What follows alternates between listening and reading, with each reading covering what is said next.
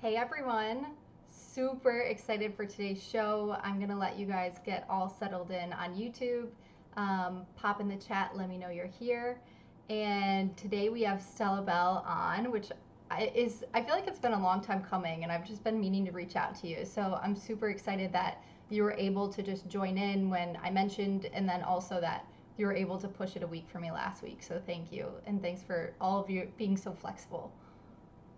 Oh, thank you. Thank you for asking me to go on your show. I'm a really big fan of yours, and so it's a big honor for me.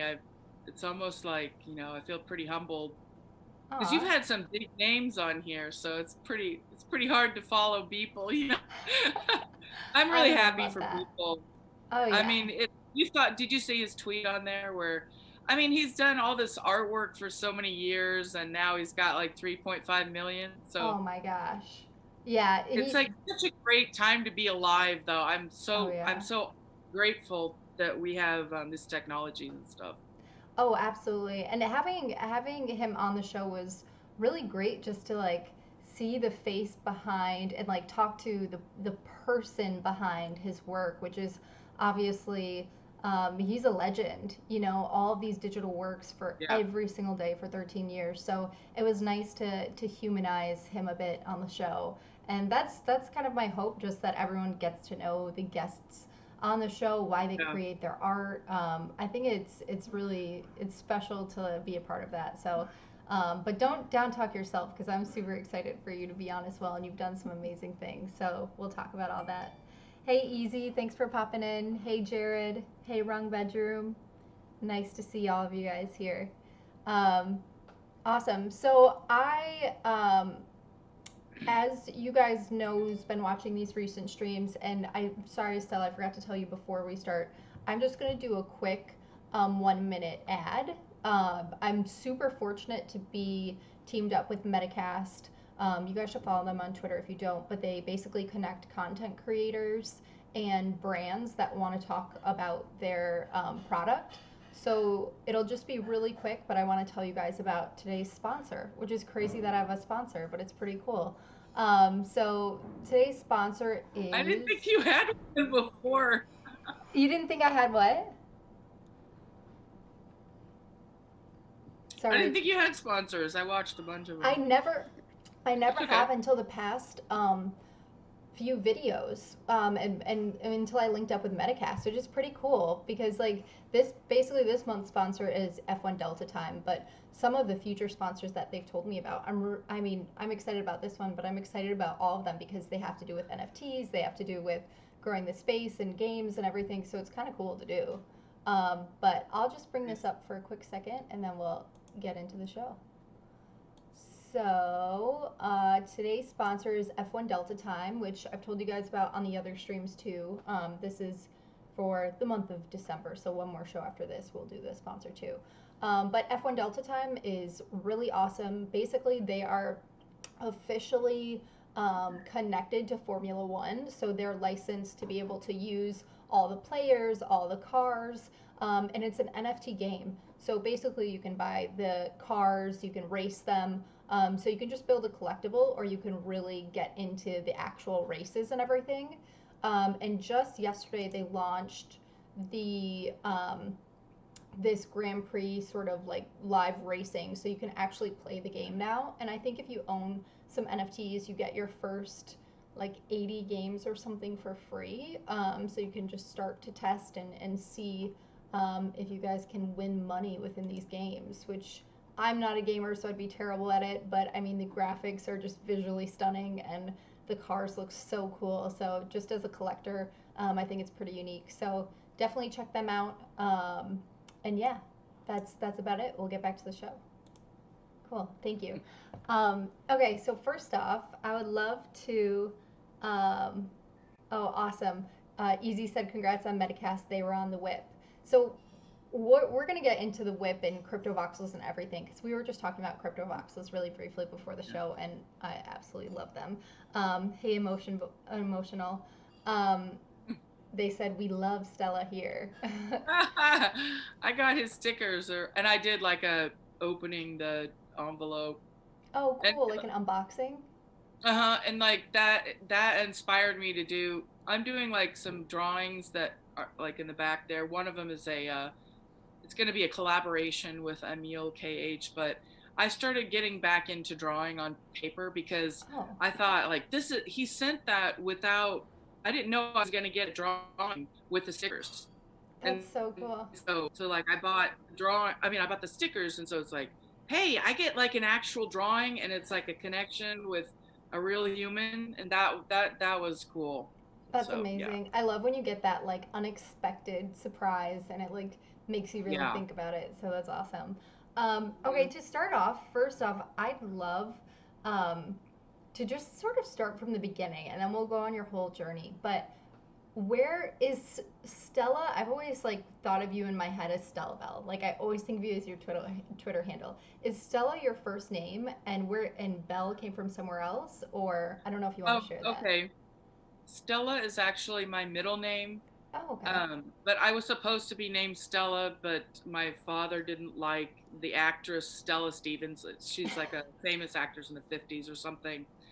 And then during college, one of my best friends and my partner in crime, basically, my creative uh, friend that you know how that you read about artists who they meet someone who is their twin Hmm. and nothing else seems to matter. That pretty much happened in college. So we had different names. So Stellabelle came out. It's like in the 90s. I'm really fucking old, you know. Um, so I got this in the 90s, and that was like, okay, we're talking before YouTube existed, right? And I was like early adopter with new technology and stuff. So I decided in the get go, I'm gonna name everything Stellabelle. So like I started YouTube in 2007, I think. It's so weird to think of like that. I mean, how old were you in 2007? Oh gosh, I was born in 94, so I was So a like wee I'm baby graduating 13. college when you are born.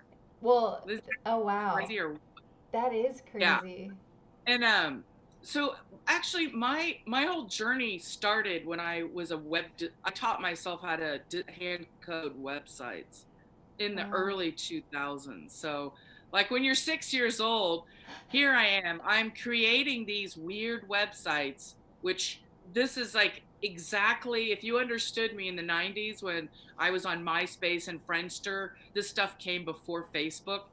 I learned how to build websites, and I was so excited. I remember this buzz at the time because like it's the internet. We're building this new thing, and we can like create whatever. So I built my website called wrongland.com, and basically it's like this weird site. It was an artistic site where I would hide stuff. People would win like plastic sandwiches and things from this weird site.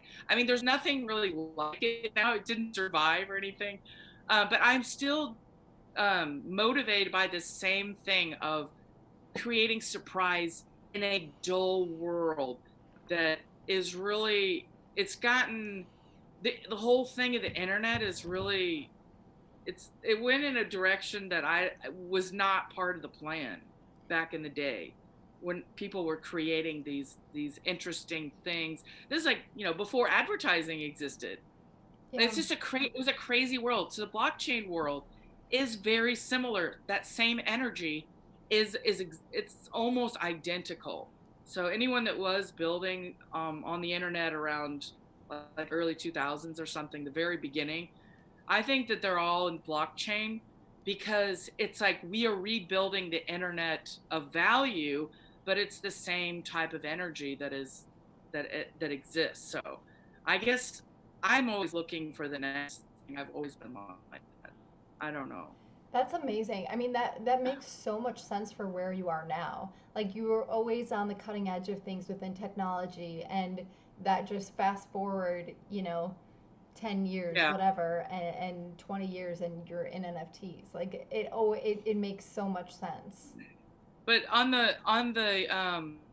the thing is that I was always on the absurd end of the technology, or I could see absurd use cases. Mm-hmm. And so if you could kind of see all the different creative experiments I've done throughout my life, it's like economically it doesn't make a lot of sense, but artistically, if you look at just, why do we exist, what is it that makes what is it that makes us tick, I would say that, connecting to people in a way that's surprising, it's like a huge reason that I'm interested in artistic things. Yeah. um and so because like connection is actually the thing that's scarce right now, meaningful connections, right? Because you go on, like we go on social media and it's just like we're all it's like a race. Who can, how can I get more followers, right? Right. I mean, we're all, it's like, I've been on Twitter for 13 years and I should have more than what, 7,500 followers. But here's the thing. I'm not interested in like creating a brand for myself. I'm a human Mm. being and an artist. And so I've had a few issues with like business. Like I'm not a business person really. I've forced myself to learn how to do that. Like you're an example of someone that I could learn a lot from, because as you can see, like absurd ideas. By the way, I was gonna Like mention that I'm hand I'm back there. constantly getting distracted by like what it's like. I ask myself every day, like, what's like the most absurd thing I could do that would be cool, and that's kind of where my energy's been for my whole I love that. It reminds me so much of sense. yeah. Did you say, sorry, you cut out. You said, does that make sense? I said it doesn't make sense Oh. economically Oh. and like becoming famous and all that stuff. It's like though the people that become famous and um, that really hone in, they stay focused on one thing and they do that one thing really well, and then they drill it in every single day. I wrote a book in 2015 because I said I don't want to die and not have written a book, and I wrote everything, the gory truth. And I was like, that's it. You have to, like, there's a reckoning at a certain point. I mean, I'm older too, so it's like, death is not as far as away as it once was. So I start to think, I don't want to die without writing a book, for Mm. example. I just want my truth out there. And it is a gory, ugly truth of what every failure I've ever had in my life. I don't know why I did that to myself, but I did. So I looked through every single thing that I messed up and I analyzed why and how did I get out of it. So I just looked at life Wow. as a series of complex traps that you find yourself in, and then you either get out or you fail, you die. I mean, really there's not that many options. There's so many things that trap people, and it's mostly a mental thing as well. So that brings us, should we mention Yeah, we should. For also, the that was, segue? yeah, that was really, I want to get more into, on this stream, more into what you were just talking about, because I think that's really special. And we've got some comments here as well. So I'm getting off topic. Like I had in no, my there's mind like nothing off exactly topic. what things we're going to talk about.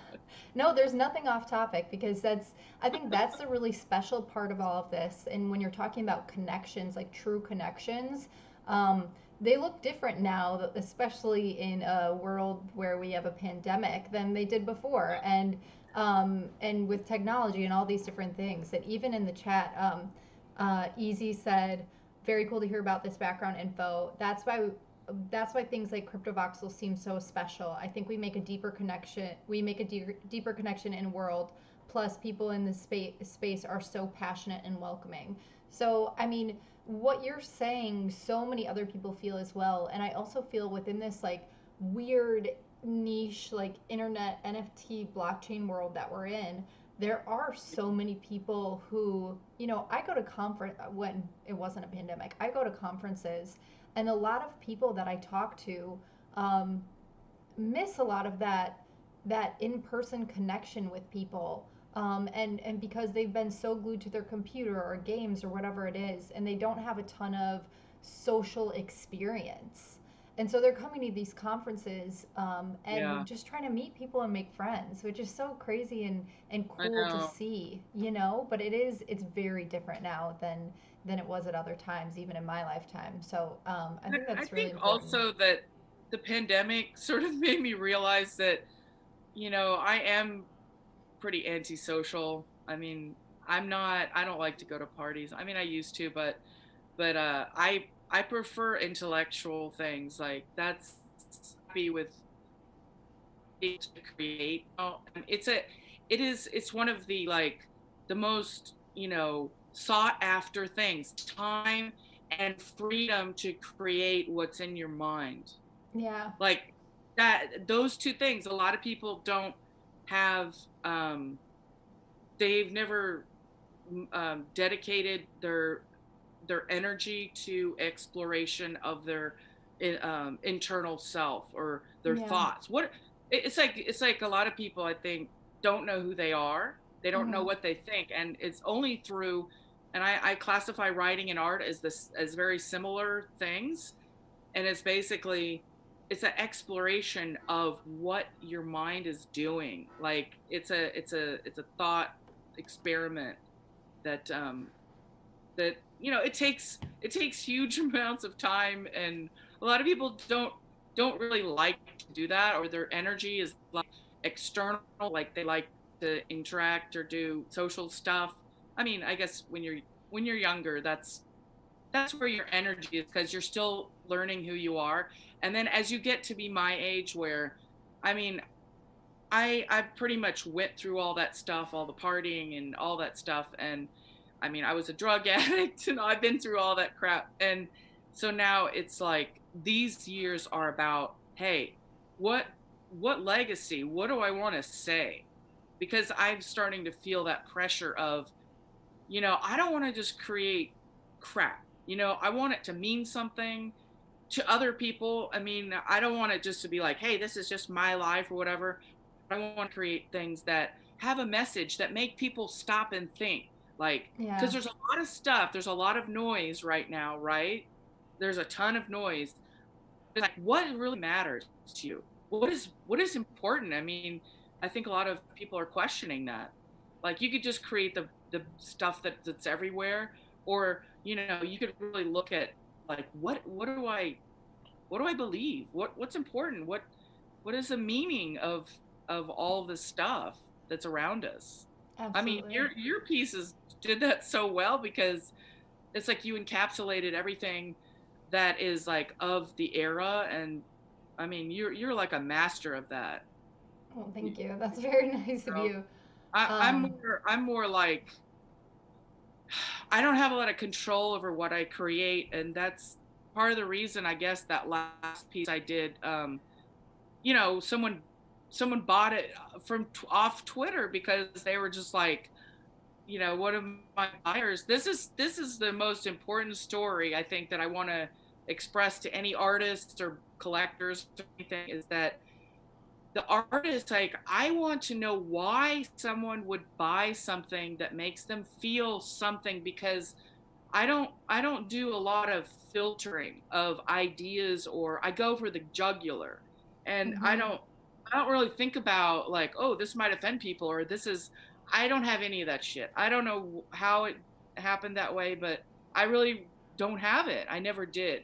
That's why a lot of people have said, my first art show was banned. This was like a long time ago. I did a series of these weird photographs and stuff, and it was like a horror hotel scenes, and my friend and I did all this weird shit. And apparently this woman had a seizure during my Oh show. wow. And so I got a call from the gallery the next day, and they're like, we have to cancel your show. Someone had epileptic fit during looking at your art, so we have to Wow. get it. It's like, oh fuck. I That's finally get the crazy. show and everything. um I'm Was not it doing was it. it like flashing? Was it digital No, like flashing work? no, it was actually it was a photo. It was photography, but it was also theater stuff. We dressed up and would invert masks a lot. I don't know why we started doing this. So those rubber masks. Well, when we would invert them Mm. and then wear those, and they're fucking creepy as hell. So I did this whole series of this like make believe hotel world, and the people, all the people were wearing these inverted masks, and it's creepy as hell. But it's also like, there's a side of when you're creating something new, like inverting a mask and like experiencing that. It's like, what did we just create? Like there's all these weird things that exist in the world, but you just never inverted a mask to see what effect it would have. So I guess I don't know why the person didn't had the seizure, but it was creepy. It was scary, but it Yeah, wasn't maybe now I don't think that would happen. I don't know. But that's I don't know where I interesting. was going with that. Oh no, Oh, you're just saying that the you're collector. unapologetic about your work. Yeah, you just create Yeah. what you So the feel. collector, this is the piece of information I want to get across to artists, and how important it is to tell your story of why you made something, because it's not clear, I learned, what the story is behind it. So the Yeah. piece that I just wrote about, it's called Kill the Selfie. Yeah, I And read it, that. the artistic fuel behind it is my own experiences as a teen model for Elite in a long time ago. Um, but in a way that damaged me and my whole, the way I think about stuff, to a degree that is still with me, but Hmm. I've never been able to fully express it. So that one was about my own experiences and how, if society values physical, stuff over the mental, like your intelligence, for example. I mean, look around, like that's kind of where we are right now, right? Um, People don't really they don't pay attention to intellectual things, or things that are maybe not as flamboyant and out there. I mean, that's how it is right now. And so that piece that I did was about my own experiences as a model, going through bulimia, starving myself. I put that story out on Twitter, and then the collector who ended up buying it, they had never collected anything, a big art Wow. piece before, NFT or anything, but they said it was both horrifying, but they couldn't take their eyes away from it. And so it did something. It made them stop, through all the noise that's Yeah. out there. It made them stop in their tracks and say, there's a person that, like, it's frozen in time what my experience was with that. And I didn't Yeah. hide fucking anything. It's like, it's all out there, and it's gory, like, the gory details are all splayed out. And I don't think people do that much, really, because you're trying to think of packaging and how this, is going to Yeah. sell. Like, the focus on selling is like killing people's art. And I got caught up in that. I was like, well, what would sell? Because, like, after Yeah. you sell your first NFT for like $800, it's like, oh shit, really? Like, someone like, what?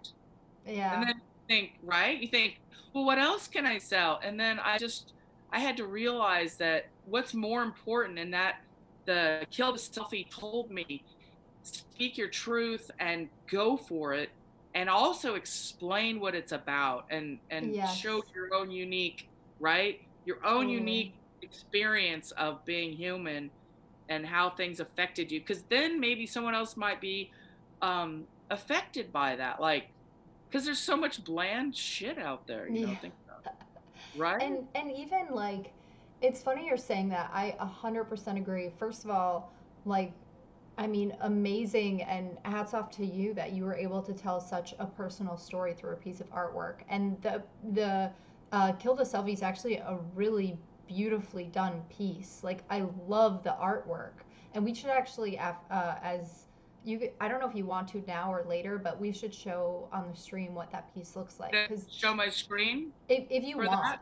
yeah, because it's a Okay. really beautiful piece, and I actually did read your article about, You did. yeah, about the experience. The article that you put out, was it today or last night? I think it was last night. Okay, I know it was like 16 hours ago or something, but I wasn't sure. Yeah, it's like I right after my buyer like DM'd contacted you. me on Twitter and Yeah, like told me all this stuff, and I was like, super special. Yeah. Yeah. Anyway, so you did end up reading it. Oh no, yeah, I read through it and I was like, also you're a really good writer because I was hooked by I think writing is such an amazing skill. I wish I had it. I always I was tell a yeah. I Oh was a you tech writer oh for you Interesting were? Engineering in 2016, and I worked for a as a ghostwriter for a Oh software wow. engineering CEO, and so I taught myself a lot of I said, fuck it, I'm gonna be a writer and I don't want to work for anyone else again. That was, I mean, that's a big part of the defiance on my part for authority. Yeah. Like, how dare you tell me to fucking do a different piece of art and then I can be on your show because my art doesn't like Oh. mesh with your brand? I mean, that's kind of I when have I my own like thoughts go about off that. the deep end. Like, Yeah. that's not a that is not a delving into art. Art provokes. If your art doesn't provoke something, well, then it Totally. probably sucks and no one's going to remember you. Like, I do you really agree. want to live like that? I agree, and I've always said like, I've had it was funny at a conference, I had a guy come up to me at my booth in person. So he wasn't a keyboard warrior. He was like in real life, and I was standing next to Crypto Graffiti, and he was like at like a table's length distance away from me. Crypto Graffiti was, but this guy came up to me and just starts ripping on me and my artwork, telling me I'm you're a woman and you're trying to paint women and use like their image for blah blah blah. Like if you're going to be using women, don't put a gas mask on them. Like empower them with flower power. Like saying bizarre stuff. And I was just like, I told That is him, so I weird. know, but I told him, I Because said, you were ahead of the curve with the you got a fucking Bitcoin gas I mask. That's know. the most brilliant thing ever. And so I I love told that. him, in which I told to everyone, and artists as well, like it's okay if someone looks at your work and doesn't like it. The point is, if they have that much energy to tell you why your work is not doing the right thing for them and why they hate it, well, guess what? It provoked an emotion in them, and that's what art is supposed to do. And they can experience it in any way they want to, and that's perfectly okay. So I always tell people that. I'm True. like, and that for someone to tell you they can't be on a show because of a piece of art you did, which I thought was the piece of art Which was sold. so, I'm sorry, but it yeah, sold. well, no Like, I matter know what, for me this yeah, is like enormous amounts of money. right. It And sold. it's Someone incredibly that has personal never and beautiful. collected art before. It wasn't a moderates buying it. It was fucking, someone who'd never bought an Right, NFT before. That makes it right. even more, Which yeah. is why I'm saying like I'm glad you didn't go on her show because she doesn't deserve to like get to know a deeper part of you if she doesn't want to see a deeper part of your artwork. You know what I mean? Yeah. So I'm glad you didn't go on that show. And it's a beautiful piece. If you want to pull it up, you can so we can show Okay. everyone. Yeah. Let me just share my screen here. Also, I'm going to read you some comments that came in while we were chatting. Oh, and Okay. after that, we'll also say, or should I just say really quick about the end? Oh, yeah. Go ahead. Go for it. So while you guys are watching, at the end of the stream, do you prefer if I call you Stellabelle or Stella? That's Stella's fine. Okay. That's fine. So Stella is gonna do a really cool giveaway. She's gonna do a little like sort of trivia question and do a giveaway. So definitely stay tuned for that. But that'll be at the end of the stream, just so you guys are prepared and ready. But yes, yeah, so you just pulled That up the art piece that you did, which And look, she has like hair. Like, I put everything that was like disgusting. I mean, I could have really gotten it even looks more, amazing though.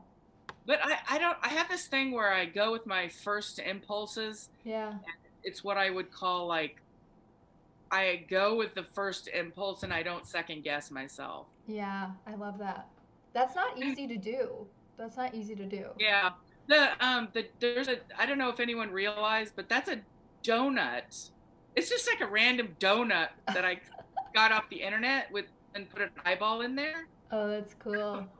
Can you tell that's a I donut? didn't know it was a donut until you said it, but now I totally see it. And then I mean I always draw in um all these weird things dripping. I have like this fixation with things that are dripping. Yeah, she looks like It's a hard to melting explain candle. what. I just like I can't help my it's almost like it's a an affliction. I Mm. see things in terms of things that are like melting and dripping, and people always say like that, you know, you're probably on LSD or whatever, but I've never done it, but I definitely I'm a psychedelic. I do have psychedelic stuff going on. You know what, this, when I look at this, what I see, it looks like, you know, especially from the title of the piece, it looks like the phone, like as she's taking a selfie of herself, it's like melting her inner soul away, like it's taking away a piece of her. And that's what I saw when I looked at it. Oh.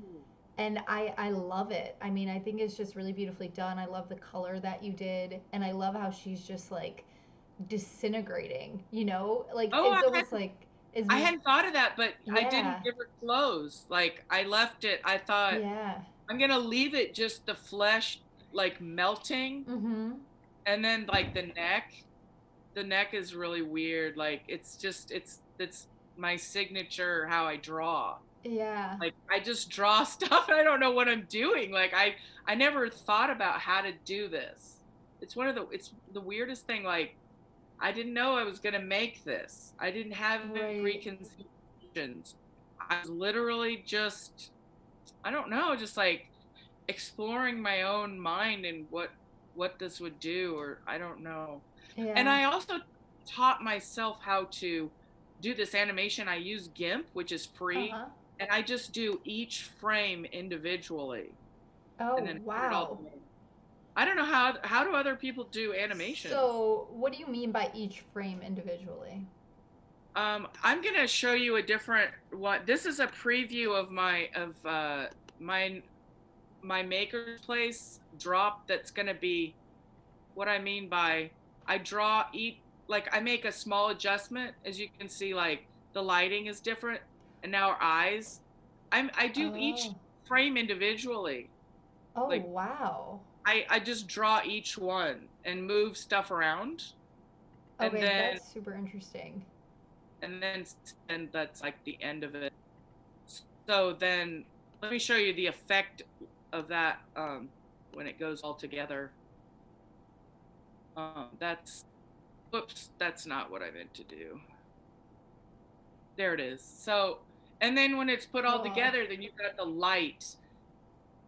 This is actually like I'm giving a preview. This is going to be released on Maker's Place. I have like the feature for January 27th, and I'm doing a whole series of Frida Kahlo stuff. But uh, this is about electrification of the past artists, like bringing them into the future.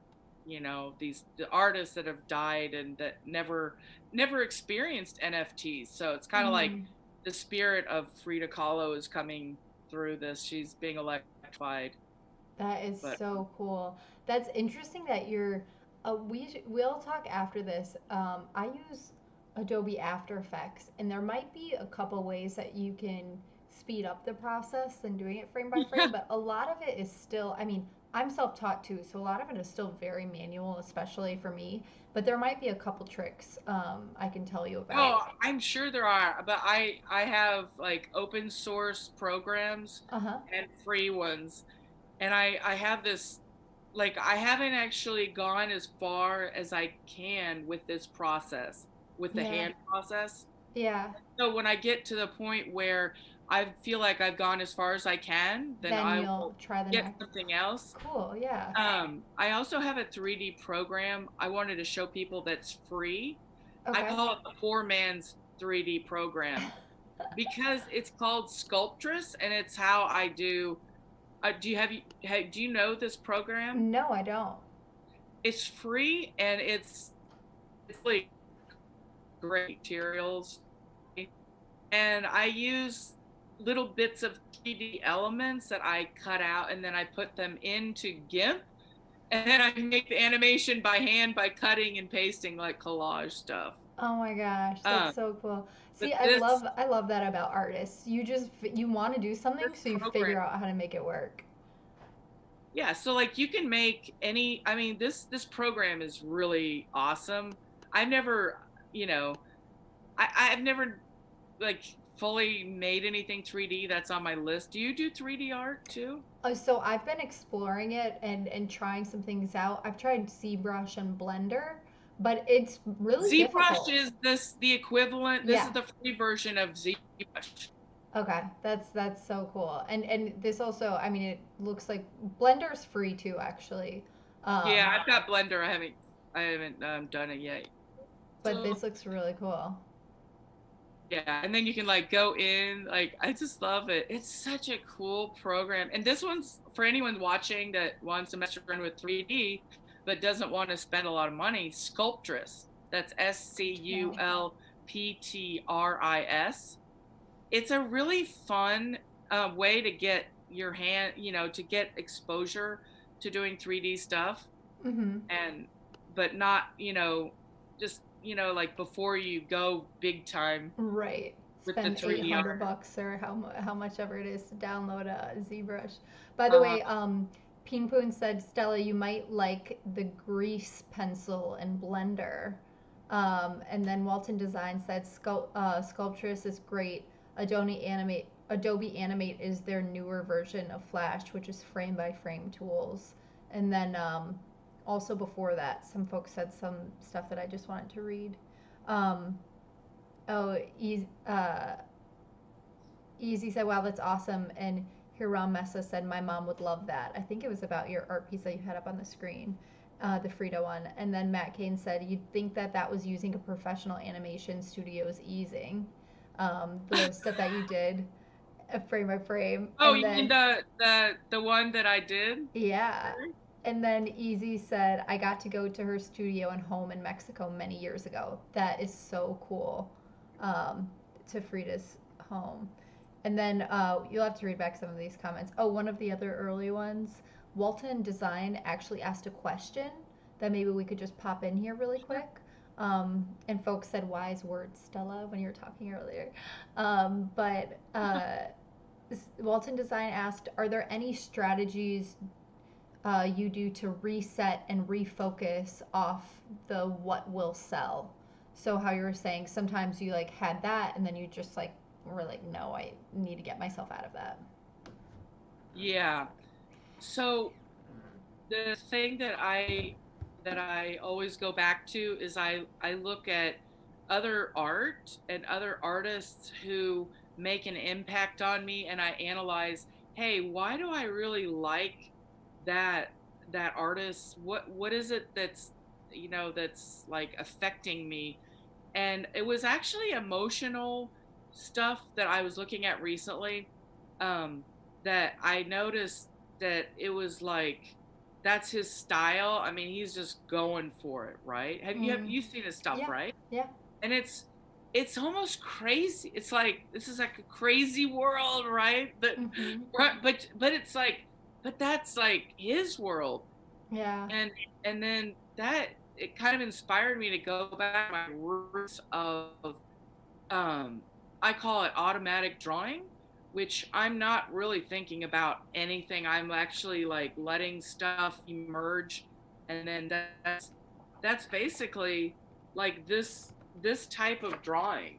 I mean, it's like Yeah. exploration, right? It doesn't have like it's crazy, right? Because I love it's it. I don't know what it is. It's someone that's like screaming, but the title of the book is like uncrap your life. So there's a lot of emotions that come out during this automatic drawing.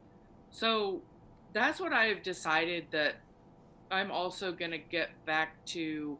Like kill the selfie was a personal thing, and it was coming from somewhere that was my truth, and Yeah.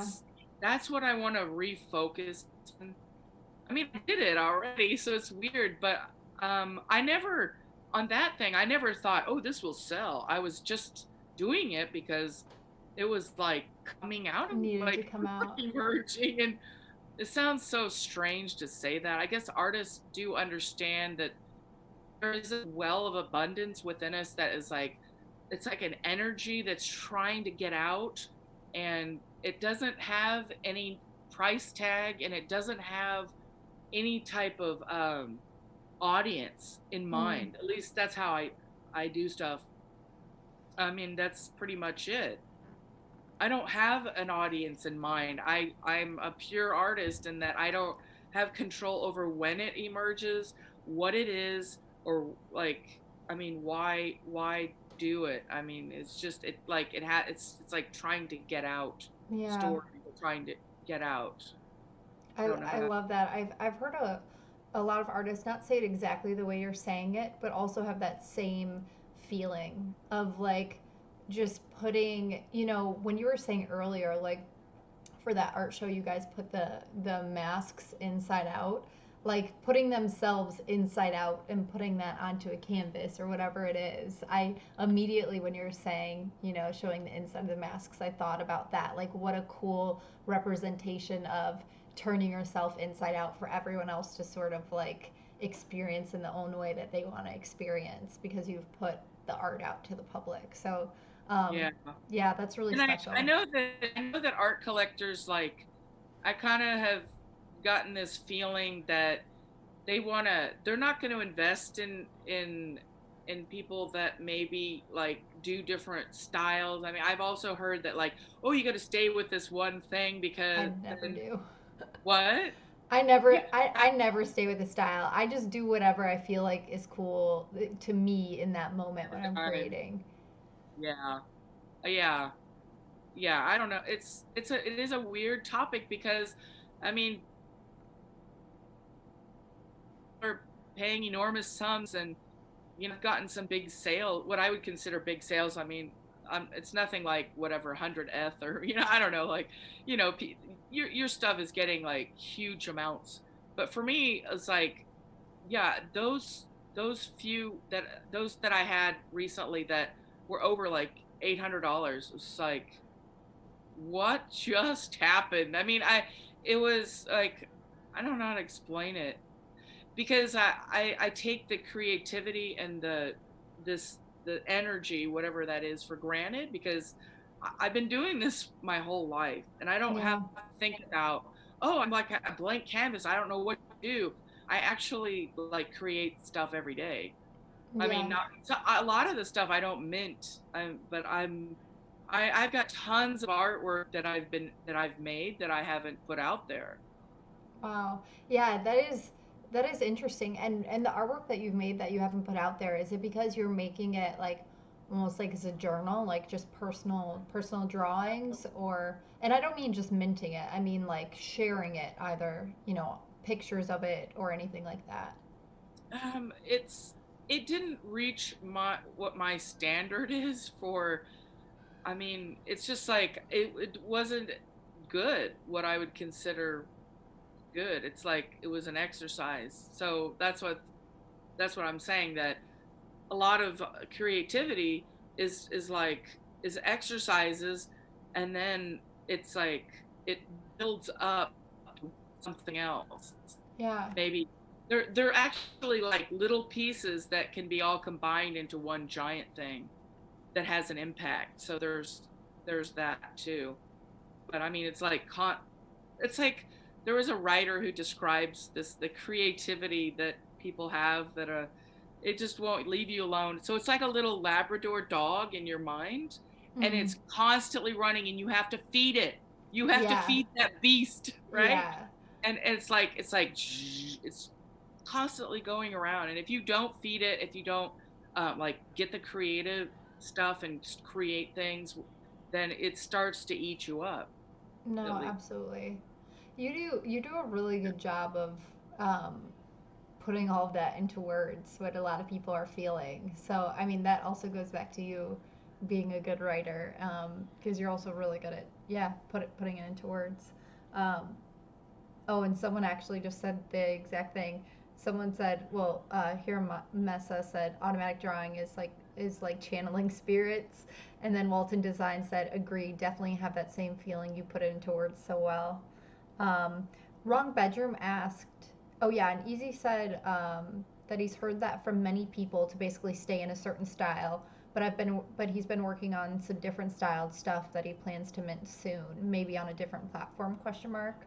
Yeah, easy. Like work on whatever style inspires you, or else you put yourself in a box for so many years, and then you feel weird getting out of that box. I think just be creative and do whatever you feel like makes sense for you in that moment. But Wrong Yeah. Bedroom asked you, what did Stella study in college? Has it influenced her creative career? Oh, that's a good question. I actually majored in Japanese, and I was a research assistant professor of comedy writing. So Wow. I did comedy writing in college.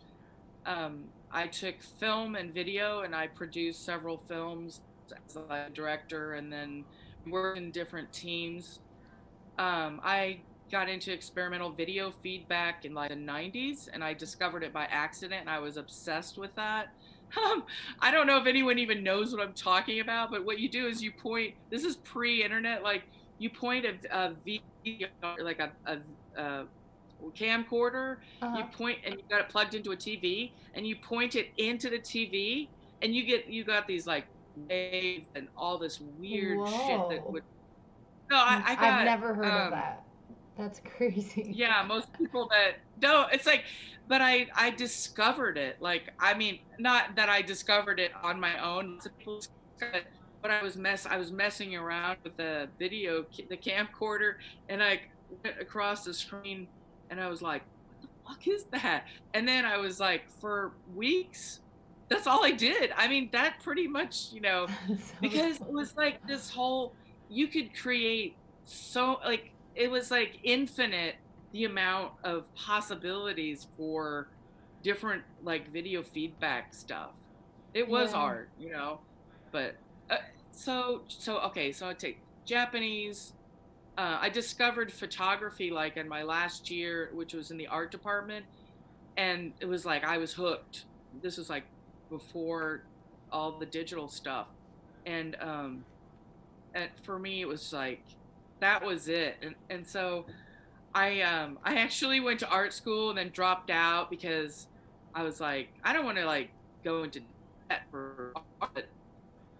I'm obviously like I want to do something, but I said this was in the early internet days, and I was coming back from a flight from Japan, and I was like, what direction am I? When you're younger, you're like, what the fuck am I gonna do? Like, I could do Yeah. X, Y, Z. I don't know what to do, and I was just like, the future is the internet. I'm gonna get a computer, teach myself how to code websites and make stuff, and do all that. And I never did a business. Like, that's the thing. Like, that's when all the Twitter, I mean, not Twitter, but that's when like all the YouTube, like all the tech people, like, they were creating the internet and stuff, and here I am like making a Wrongland site, where you can win plastic sandwiches. Like this guy that won one of my plastic sandwiches from my Wrongland website, he still has it. He has got it on a pedestal because Oh, he was that's on my so website, and it's cool. like, if you run over, there was this thing called on mouse overs, which is like coding. You put Yeah. something to, like, yeah, it rolls over when your mouse hits it. Right? And then, so this weird corner website, he ran over it, and it was like, you just won a plastic sandwich, and then you have to like, Oh. I mailed it to him, and he turned out that he lived in the same building as me, which was really weird. Oh. And That's crazy. this guy ended up buying some of my large scale drawings that I did that were completely insane. I mean, they're raw. It's like, what? I mean, I still, that there's still, he actually told me to like take all that stuff down. He's like, my LinkedIn profile is somehow bringing up these drawings that he bought from me. So I Yeah. have all these like really bizarre stories about these creative experiments that I've been doing that have somehow intertwined random people that are on the internet. He That's loves that so plastic cool. sandwich. Like, that meant a lot to him, that he found this plastic sandwich on the internet. This is like, I don't know, before anyone was doing that stuff, but I mean, that's pretty cool because then you can Like he probably has told people that story so many times. Like I was on this website, I found this plastic sandwich, and then not only that, he's like, and she lives in my building. How weird is that? Like, Yeah, we became friends. You know, we were pretty yeah, good friends for a while. But Jesus, um, yeah, I can't. I wish I had that my website, but it was it was an experiment. But I didn't have like a commerce aspect. It was just like, what weird ideas can I, you know, get out there? I don't know. yeah. That's my main deal. I love that. I mean, so I feel like you have so many cool stories that I want to hear. Also, I we totally like went in this crazy direction, but I do want to ask something that's sort of at the beginning of the story, but I just don't want to forget it because we talked about it a little bit before. I would love for you to talk about how you got into NFTs and how you discovered NFTs because you Right. showed me Okay. that mini book, and I would love for you to talk about Okay. that. Okay. I'll just try to be really concise. Oh, In it's okay. 2016, when I was writing for Interesting Engineering as a tech writer, and I was doing research on the internet, I happened across a Steam article Mm-hmm. on Steemit, and it was that was it for me. That I learned about the blockchain and all this kind of stuff. I knew about Bitcoin in 2011 because I posted about it on Facebook, but I never bought any because I was like flat broke. But yeah, it was like 2011 when I searched for it. Um, but yeah, so really it was 2016 that I found Steam, and that's like the whole blockchain world just exploded. And through that I started meeting other artists on Steemit, and I built an artist collective called Slothicorn in 2017. So we had a Discord channel, we had curators, we had all these team members, and I had different partners. We would do collaborations and create art contests and do all this stuff. And also a lot of us were getting paid in crypto for our art because we're Mm. earning the Steam cryptocurrency. And I was then aware of like super rare forming and all of the NFT stuff. Then I found like rare pepes and like looked at spells of Genesis, like the very beginning of all that.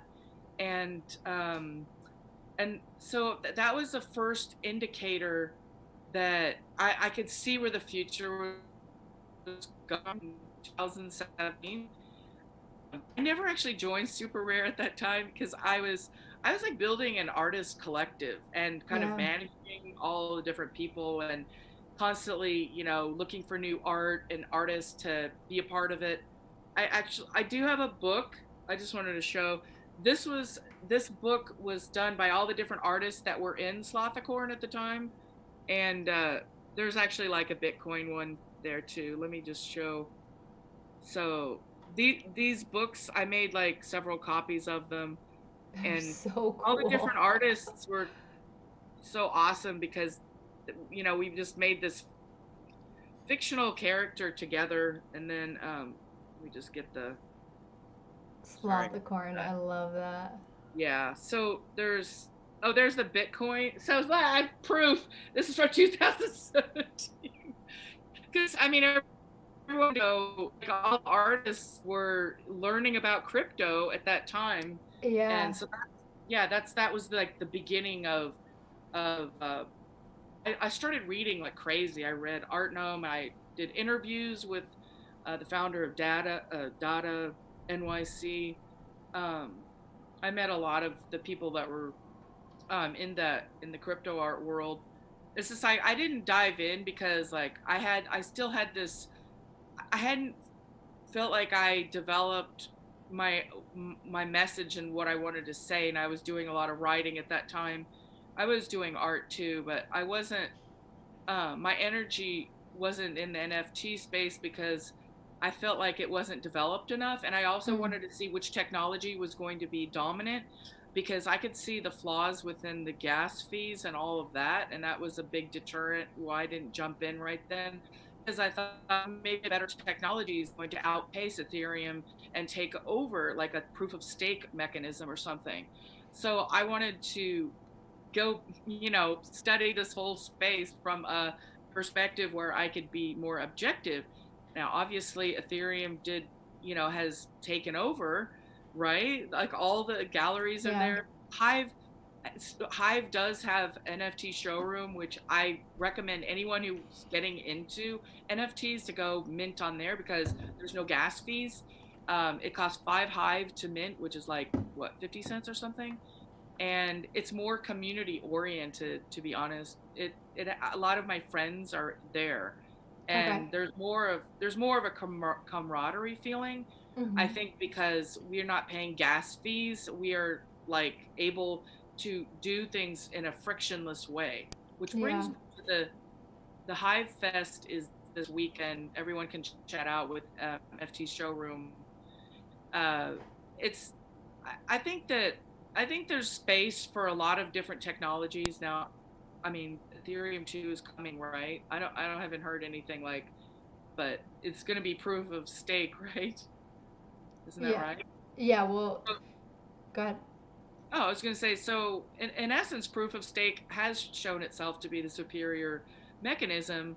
I don't want to get into EOS and like, because I was really into EOS for a while, but their technology regarding the CPU and all the resources doesn't really mesh with me at all. And so I think that there's going to be something that breaks through these ridiculous gas fees. I think that that is a big deterrent.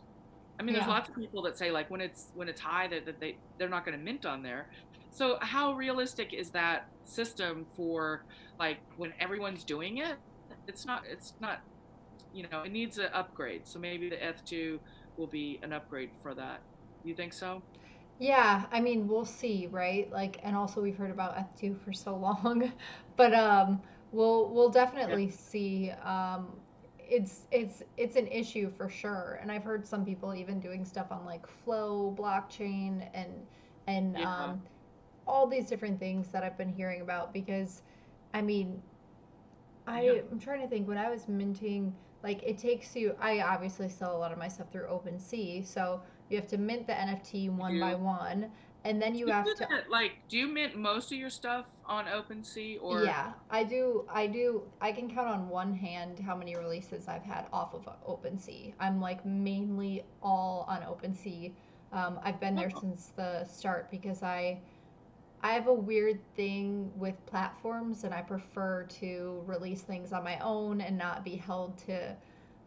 There's a lot of different reasons, but I prefer to just have an smart. And then they independent don't get a cut contract. either, right?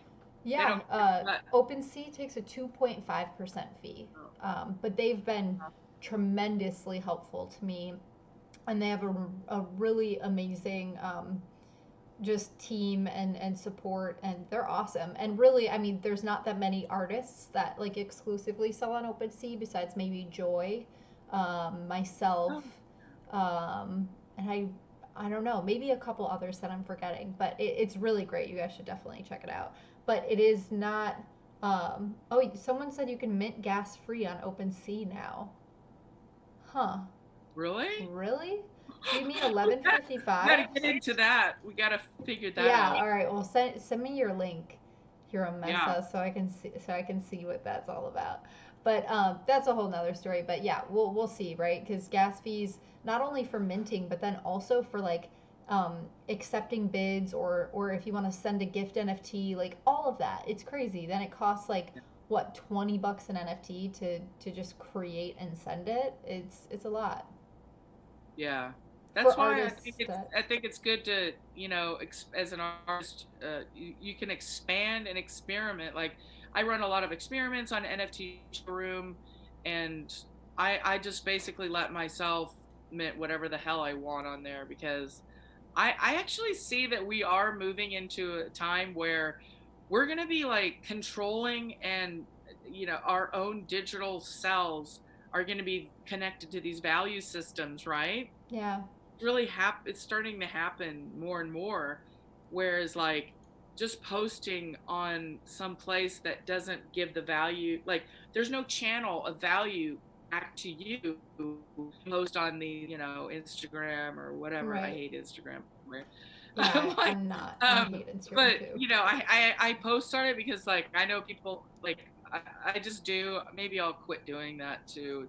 It feels so sleazy, doesn't it? But what I was gonna say is it's slowly. I think it's happening where we're gonna own our digital selves, right? We're Yeah. like the beginning phase of this. I think it's gonna happen. I think that probably in the next 5 years is gonna be crazy. Don't Yeah. you? I I know. mean, it's gonna. I think it's gonna take way less than 5 years. I don't know. I feel like in the next 2 years, the NFT. I think NFTs are going to be a lot bigger than we even think right now, and I think it's going to move a lot faster than it did the past 3 years. It's going to Yeah. it's exponential. It's going to be Oh, exponential. it already, to me, it already is because I bought my first NFT before the pandemic, which was, I don't know, 8 months ago or something. I Hmm. don't know. One of my friends used Simon. And then, like, I put a ridiculous high price, like just trying to flip it or whatever. All right, awful. Like everyone thinks of that. I needed money. I was like, fuck, I need money. So I put it up to the ridiculous price. And then, like, one day it just sold. I was like, what just happened? And this was like right in the thick of the pandemic. And I was like, Yeah. um, and that's when I realized, like, it's on.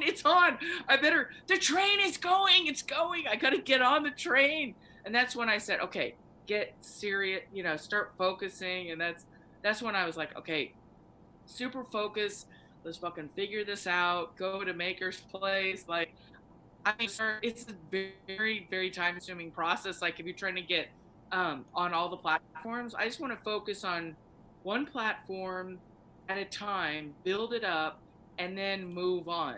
Like, Right. I don't want to have scatter. It's like, but my eventual thing, I want to try to get on async art because um, I have some ciphers that I created that I want to do some really crazy stuff with.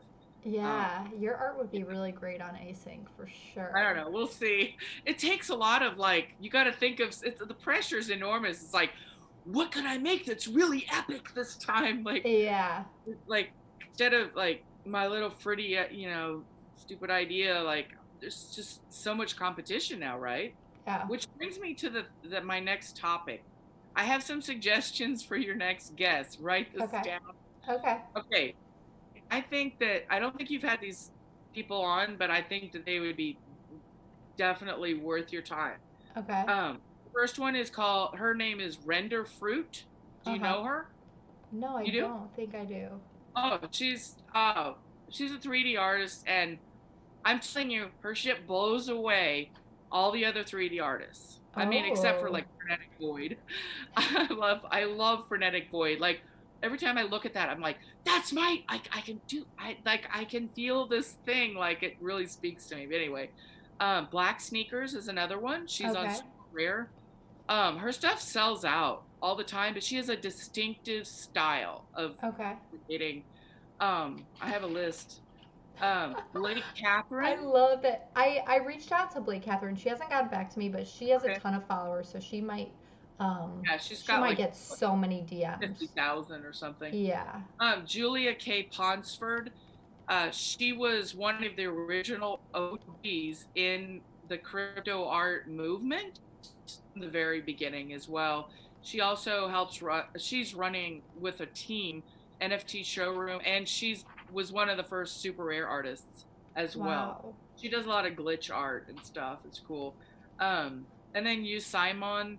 He's a Yep. friend of mine. These are all people that basically back in the day I knew all. We were all like trying to figure this stuff out. Like, where's it going? And then Richard F. Yates. And the reason I say Richard F. Yates is because I think every artist can learn from him. He mints whatever the fuck he wants, and he doesn't worry about, is this going to sell? Is this going to sell? And so you get to really see a visual, like, a variety of stuff that you never see anywhere else. So he basically is inspirational in the entire area of creativity and to be yourself no matter what it is. I feel that's if everyone starts doing like generic 3D art and like doesn't have all this other expressive stuff, I think our what we're gonna see is gonna be pretty limited. It's gonna Yeah. start getting narrow, and I want to see more variety, not a narrowing of the aesthetics. Like Yeah. that's a huge goal. I'm constantly looking for new artists as well to bring them out of the darkness because it's so hard to stand out. I mean, it's exploding, right? Right. I mean, isn't the NFT art world exploding right now? Oh, absolutely. But I also think it's exploding, but I think we're on like this weird cusp of like how big the explosion is actually going to be. I think Yeah. we're starting, and I think in 2021 we're going to see some crazy things happen in the space, which is why it is also, you're talking about these communities and these friends that you have in the space, which is why also it's so important to keep fostering those relationships and having new artists that are coming into the space for the right reasons, have that community and finding ways to connect everyone, which I think through stuff like crypto voxels and these different Discord Yeah. channels, we can continue to do that. And then, I have my show, which top five I NFT, love your show. which is funny because it's really not the top five. I No, did it as sort of it's a like, joke, like a anti, like I don't know, like doing the opposite of what I thought I was gonna do. Um, but because I find a lot of obscure artists sometimes. Sometimes I cover the popular ones, but there's been it's such a mode of discovery because there's so many artists right now that are like it's hard to find them, right? So the yeah. digging process of getting of finding like inspirational art is like that's like a huge piece of what I'm doing Yeah. when I'm doing my own art. It's like connecting with other artists, basically just there's not that many cheerleaders for artists right now. I can't think of that many. There's a couple of shows. Your show, um, Sergey, Oh yeah, yeah, Sergio. and I mean, there's And just yours too. I yeah, well, I there's reached out to you because I love. So for those of you that don't know, check out Stella's Twitter because she does these really cool top five NFTs, and I think you do an excellent job. There are short clips that are just like uploaded onto Twitter, right? And you walk through all these different art pieces that you find interesting. And the thing I love about it is that it's it's different from what you're seeing on like these top tweets or these like top whatever biggest sales. Like it's truly like yeah. just artwork that you connect with and you say are your top five finds of the week, which I think actually is better for the space because everyone hears about the big sales through the platforms and through all the buzz, but it's important to keep getting all of the other artists sort of Because there's the I mean highlight. there's a lot of great art out there Oh that yeah. no one is seeing because it's Right. attention, right? Right. Who like it's just like the game of attention and the really uber successful artists like they maybe already had a career before like Blake Catherine or Beeple and so they already have their built-in followers but there's like a ton of artists who are doing really good work.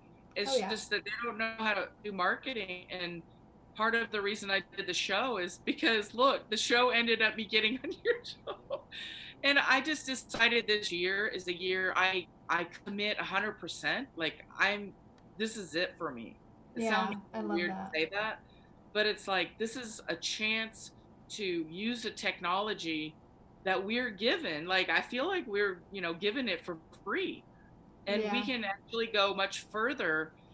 None of like all of us will not become famous, right? We're not going to all be making tons of money. That's a reality. Um, but I encourage people to be authentic and then do more sharing of other people that they find authentically doing good work. Like Right. because of this unknown artist thing that happens, it's and it creeps in that all the money goes to people, right? like all the money for the NFTs went to Beeple with 3.5 million on whatever. What was it last week? 3 days ago? Which Yeah. he just totally deserves it, right? But it's like there's other people are that are worthy of nurturing, like they have real talent, right? They have Mm-hmm. real talent and drive. But it's getting really competitive, right? Yeah. It's getting super competitive, which I think is actually good because then it forces us to think, hey, what can I do better? What can I improve with marketing? Who can I learn from? It's like, um, you know, what story do I really need to tell that has impact? So Mm. it actually forces us to get a little bit more serious, or learn some new skills. I don't Yeah. think it's a bad thing. I have a And lot of people that are kind of like, what? yeah, I no, don't know. I totally agree. And also on that note, I mean, so I was talking to Matt Kane the other day, and he's a big proponent of um, supporting artists, and he's like, I said you're a good writer. I always tell him he's such a good writer, and he's so amazing at speaking. And like, I always feel like I fumble over my words, and I don't have a good vocabulary. But we were talking the other day about how there's a difference in the NFT artists that are coming in now versus even just a year ago, because a lot of the Ethereum that we were all earning, the like, I don't know how to say it. The artists basically before 2020, like all of the stuff that we were earning, we were putting back into supporting other artists and buying other art and buying crypto voxels parcels, buying wearables, and like truly like just bringing up this community all together.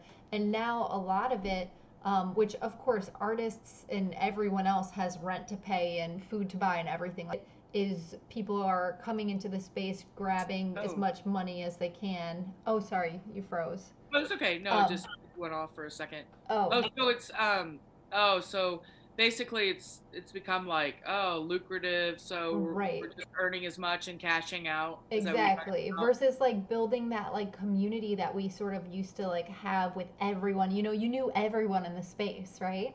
So Yeah. it is like, with you doing these top five shows, and also just to encourage other people who are becoming really successful in the space to give back in a way of supporting other artists is a huge thing we all need to I mean, spread. your show too. Your show has done amazing. Thank you. Yeah. First ones. Um, I think it's like one of the first ones, isn't it? That had the NFT artists on? I don't know. I think, well, oh, so I won't say first because actually, well, curating crypto was before me with Havo, and his is a podcast, not necessarily video. And he's the one who really inspired me and gave me the confidence to do this show, because I'm not a good speaker. Sometimes I get really nervous with stuff like this, but speaking on going on his podcast actually gave me confidence, and I was like, I'm not terrible at this, and I would really love to bring light to other people. So it gave me the Actually, confidence to do it. I think you got it all wrong because the main thing is that artists feel comfortable talking with you and conversing. So I think that's the most important thing is like you're engaging. And so Well, you need to thanks. throw off this thing. I mean, well, you're young, you've got a lot of time to read and learn how to write and stuff.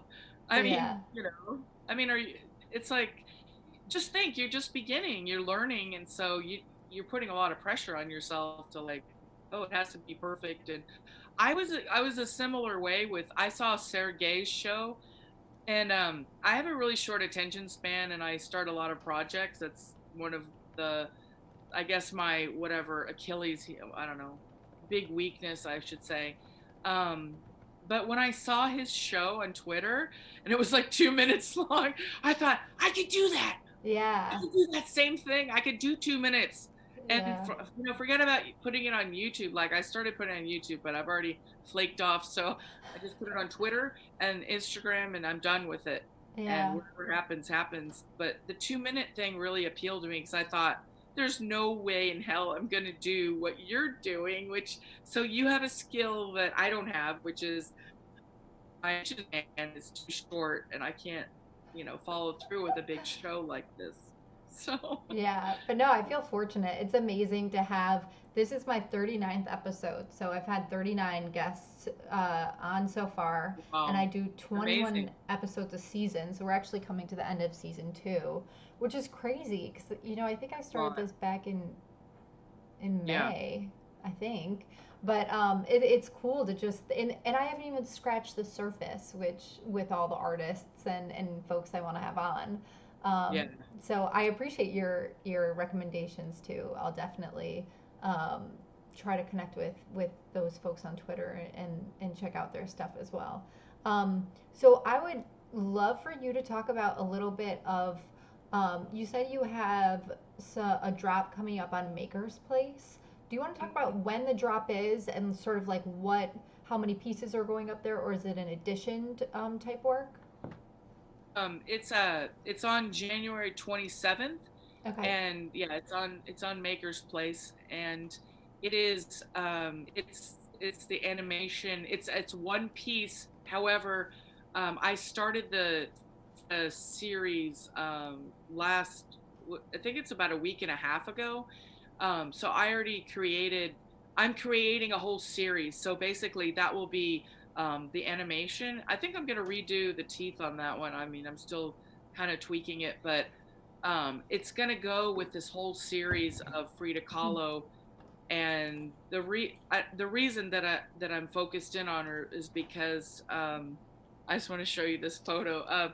I did I did an experiment. It and it's like right around when Bitcoin was born. It was a long time ago, but I did this experiment called the patron saint of postcards. This was in California at the time. And what I did was like, I dressed up like this, which I was not aware of Frida Kahlo at that time. And I would either sell my postcards or give them to people for free. Not this postcard, but I made like 300 of them. They were all handmade. Oh wow. So I would just go out on the street every day. I mean, I don't know. The recession happened and I lost everything basically. That was like the beginning of my freedom. Actually, it was just like, okay, everything's going to hell. The recession happened. The bankers like took off with all the money. These were all the things that happened in the time before Bitcoin was Yeah. born. It was like one of the major causes. So that time I lived off my 401k, I cashed it out, quit my jobs and all this shit. And I was like, I'm going to live as an artist, like until my money runs out. So I just did whatever I wanted, would go out on the street every day. And I would, based on my interaction with people, if they're interested in my artwork, they would generally get it for free. But if they would ask me like, well, how much is that? And I'd say like, each one's $4. Then they'd have to pay. So I did all of these like, kind of experiments with selling and interacting with people. And then people started calling me Frida all the time. And I didn't even really know who she was. And I didn't base it on her. I just did this thing out of like a creative urge to be a character. I wanted to always be like a street performer, a Mm. character out in the real world. So that's what this ended up doing. Then I ended up like on the covers of magazines in California. I mean, in San Diego, because like writers would find me and they're like, "What are you? Who are you?" I said, "I'm the patron saint of postcards." And like little kids sometimes would be like, "What?" I mean, because I was drawing on myself and it looked like tattoos. It was just all Wow. hand drawn. And then I had these weird postcards that I would just give to people for free. I gave them to street people, and I mean, they're in a store in California, I think, right now. I don't know what happened to all of them, but I did this experiment, and then it was just like I didn't know anything about her, but because everyone was calling me Frida, I was like, okay, who is this person, And then I started researching her. So that's the connection that I have to her, which is kind of weird because it didn't come from an intellectual exploration of who she was. It came from just me being myself, and then people saying that I looked like her at the time. But I used to wear like monobrow. I did weird stuff, all the time. I can't really explain why. You know, I just felt like it. So anyway, that's That's that story. that's really cool. I love that, and it's I don't so know. So yeah, I I've can like had imagine it. What? I said I Yeah. can imagine, I can like envision you on the street, like drawing on yourself and giving away these postcards. That's such a cool story. It's weird. It's like, people would say, "Oh, that's performance art," or try to box it into, something that I was trying to do, and it really just came from a pure impulse of wanting to be creative Mm. and to interact with people in a creative, fun way. That was just the whole thing. So there's no like intellectualizing, "Oh, it's because of, blah blah blah, no, it's just I wanted to do something creative that fed my spirit and that connected with people in my own way, instead of in the way that we like have jobs or customer, uh all of the way that we're interacting with most people is like in this corporate bullshit way that I hate, and I wanted to break free of that. Yeah. And I did it. I ran out of money, and then I went broke. So that was, so that was it. But it was totally worth it. I would never trade it for anything. People were like, "You're crazy for cashing out your 401k," and I was like, "No, I'm not, because I get to live how I want to for 9 months. Yeah. I get to do everything I wanted every day. I get to be. It's a new day every single day with this creative life. That was the seeds that were planted at that time that I worked so hard to get to be able to do creative work and not work for the machine. That takes a lot of courage. That takes a But lot of courage, what you did.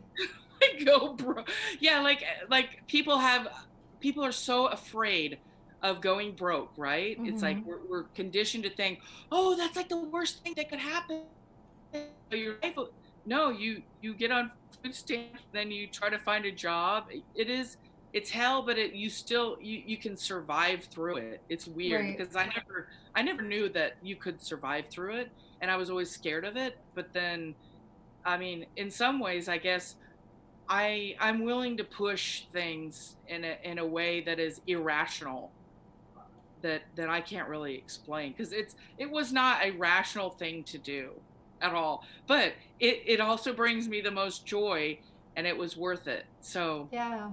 it's I don't know. It's a Sometimes, weird thing. yeah, sometimes the most rational choice doesn't make it the right choice. I mean, I had a great job. I put myself through college and had a great job in finance, and I I know. hated I read it.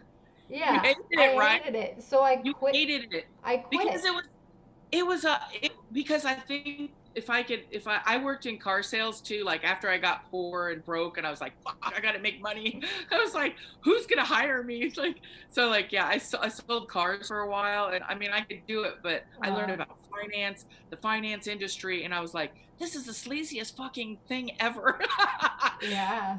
And it's like, what did you hate about it the most? That it was so extractive. Like it's like Yeah. it's all about profit, right? How can we extract, right? That's a feeling that maybe that you had. Was that it? Yeah.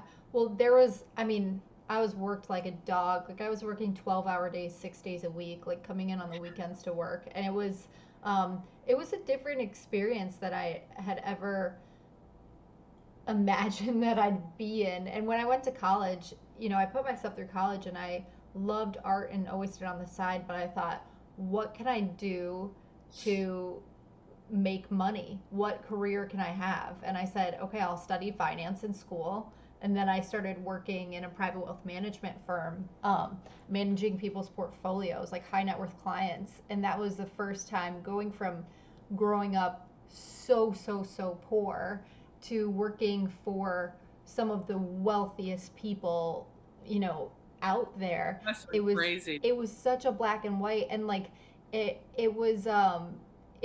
made me think and changed a lot of things for me. And when I did discover crypto, I decided, okay, that's something I want to work in. That's where I can see. There's so many. I can go into that story later, but it was just such a I different read I read experience your for me. article. I'm familiar with your Yeah, story. It's yeah. So I fascinating. quit and I went back to, I was a server and bartender in college. So I was a server at night, went to a coding boot camp at Northwestern during the day, and I was like, I'm going to work in crypto. I'm going to build websites. I'm going to do this. I'm going to do that. And then eventually it Yeah, led isn't me it fun back to when my you passion. like you found it and you just like latched on. Yeah. And that was, I mean, yeah, for me too. It was just finding crypto was just like, I mean, I was hooked. I couldn't sleep for there's Yeah. weeks that went by like when I first discovered it, because I was like reading all about how the blockchain works, and I was actually reading all the stuff about before Bitcoin Cash split from Bitcoin. Mhm. And I mean, I was reading into the like deep stuff about, this war going on, and it was really crazy. It's like for people that didn't go through it, there's been so many splits that were just like these just feel like technological cultures now, where it's like, I mean, it's like a genetic thing, right, where it splits and goes, it's so organic, right? It's like nothing like it. It's Yeah. organically splitting because of, this thing wants to emerge and go, this thing wants to go over this way, and these people, and we get to be around people with a similar philosophical foundations as us. Like, you get to connect with people that you choose to connect with and be around and be influenced by, instead of the whole corporate world is like location based, and you're stuck with these assholes, and like, you know what I mean, like most managers, like, they don't give a fuck about you. So that whole corporate hierarchy world, I think, is probably going to be like more dissolved in the future, don't you think? Oh That we're really yeah. I mean, heading towards. especially with the way that the pandemic is going and people are working from home and realizing that there's more important things in life. They want a backyard. They want to, all these different things. I totally agree. Mhm. Yeah. People's priorities have just shifted a bit. That's for sure.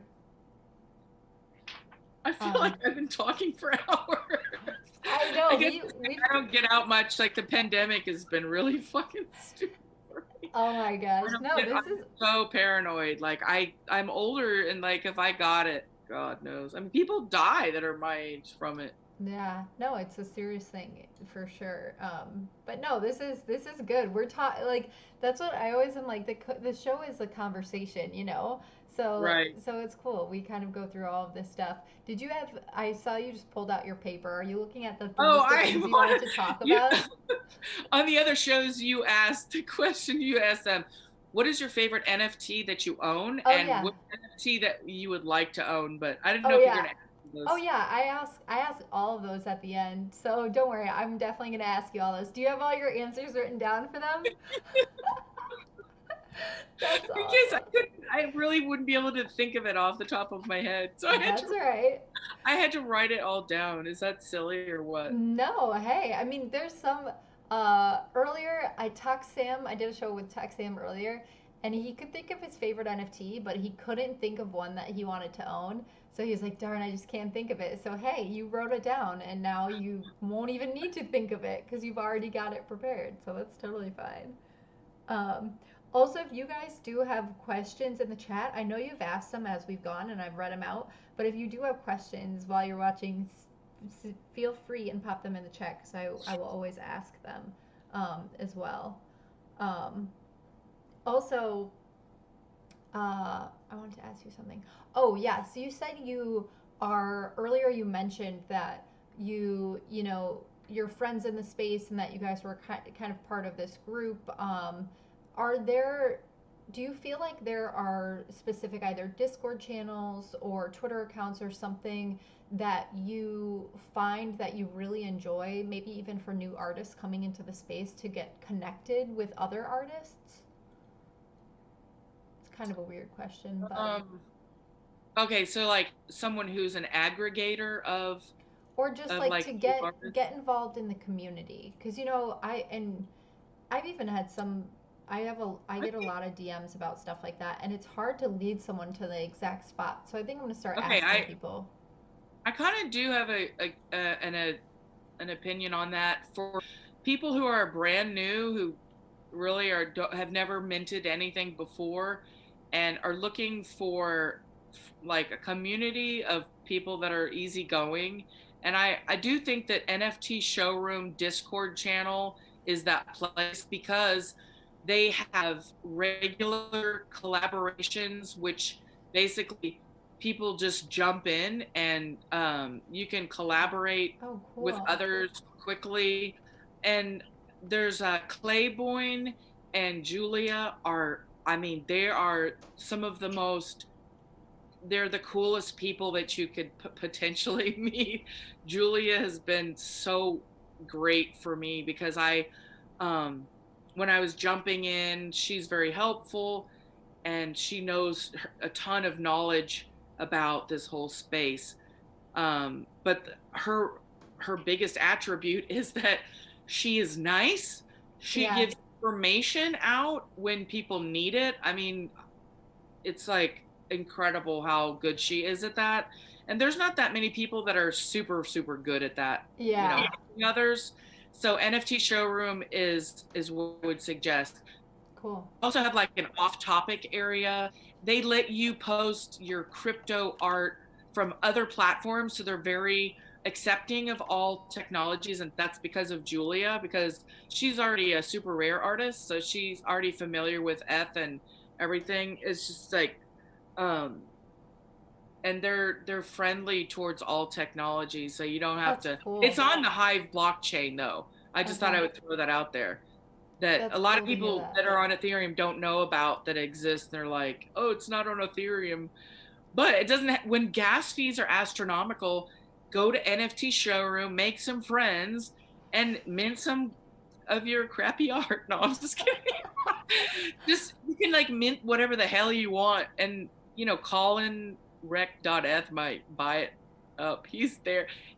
There's certain people that are like all over the map.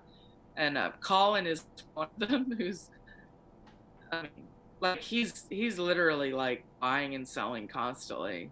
You know That's what I mean? funny. Yeah. Yeah. I No, they're bought definitely. a lot of stuff on NFT showroom too. Okay, I do have a claim to fame, you guys. Now listen Okay. to Let's this. hear it. Okay, I found Cody Seekins. I don't know if people know who that. Do you know who Cody Seekins is? I don't. I'm sorry. Um, I actually, I'll bring up the art. I'll put it on my phone so that people Okay. can see. I don't want to bring it up on my computer. I'm just too lazy about it. All right, let me go to my album. Okay, so here it is. Here it is. He's a surrealist, and oh, can you? Oh, you can't see it. It's like Well, too if you. bright. Wait, Uh. go back. No Oh. Oh. I can. angle. Oh yeah. I can see it Angle at the work. angle. Damn, it's like it doesn't. Wait. Bring it all the way close, maybe. Like. Okay, look at the angle. Can Okay. you tell what's going on? I can kind of see it. I see the numbers at the bottom on an angle. So Cody Seekins is like, he's a famous artist in the real world. Mm-hmm. And I was like, you know, searching for stuff on Hive one night, and I found his artwork, and I was like, what the fuck, you know, like I said you gotta make NFTs. Like you have to get into the crypto art stuff. I said your stuff is gonna sell. Like I have Yeah. no doubt. So he joined NFT showroom because that's kind of like it's literally the easiest way to get involved. He minted his first piece, which I ended up buying, but then his stuff is going for, I mean, one person has his one of his paintings set for like Oh $35,000. my god. Manta XR. I Yeah. really like Manta XR's taste. I've noticed that I'm drawn to a lot of the same art. Um, but so anyway, I bought that piece because I was like, I'm never ever ever ever gonna get this chance again. And sure enough, so he then went to Maker's Place, and his stuff is selling for huge amounts.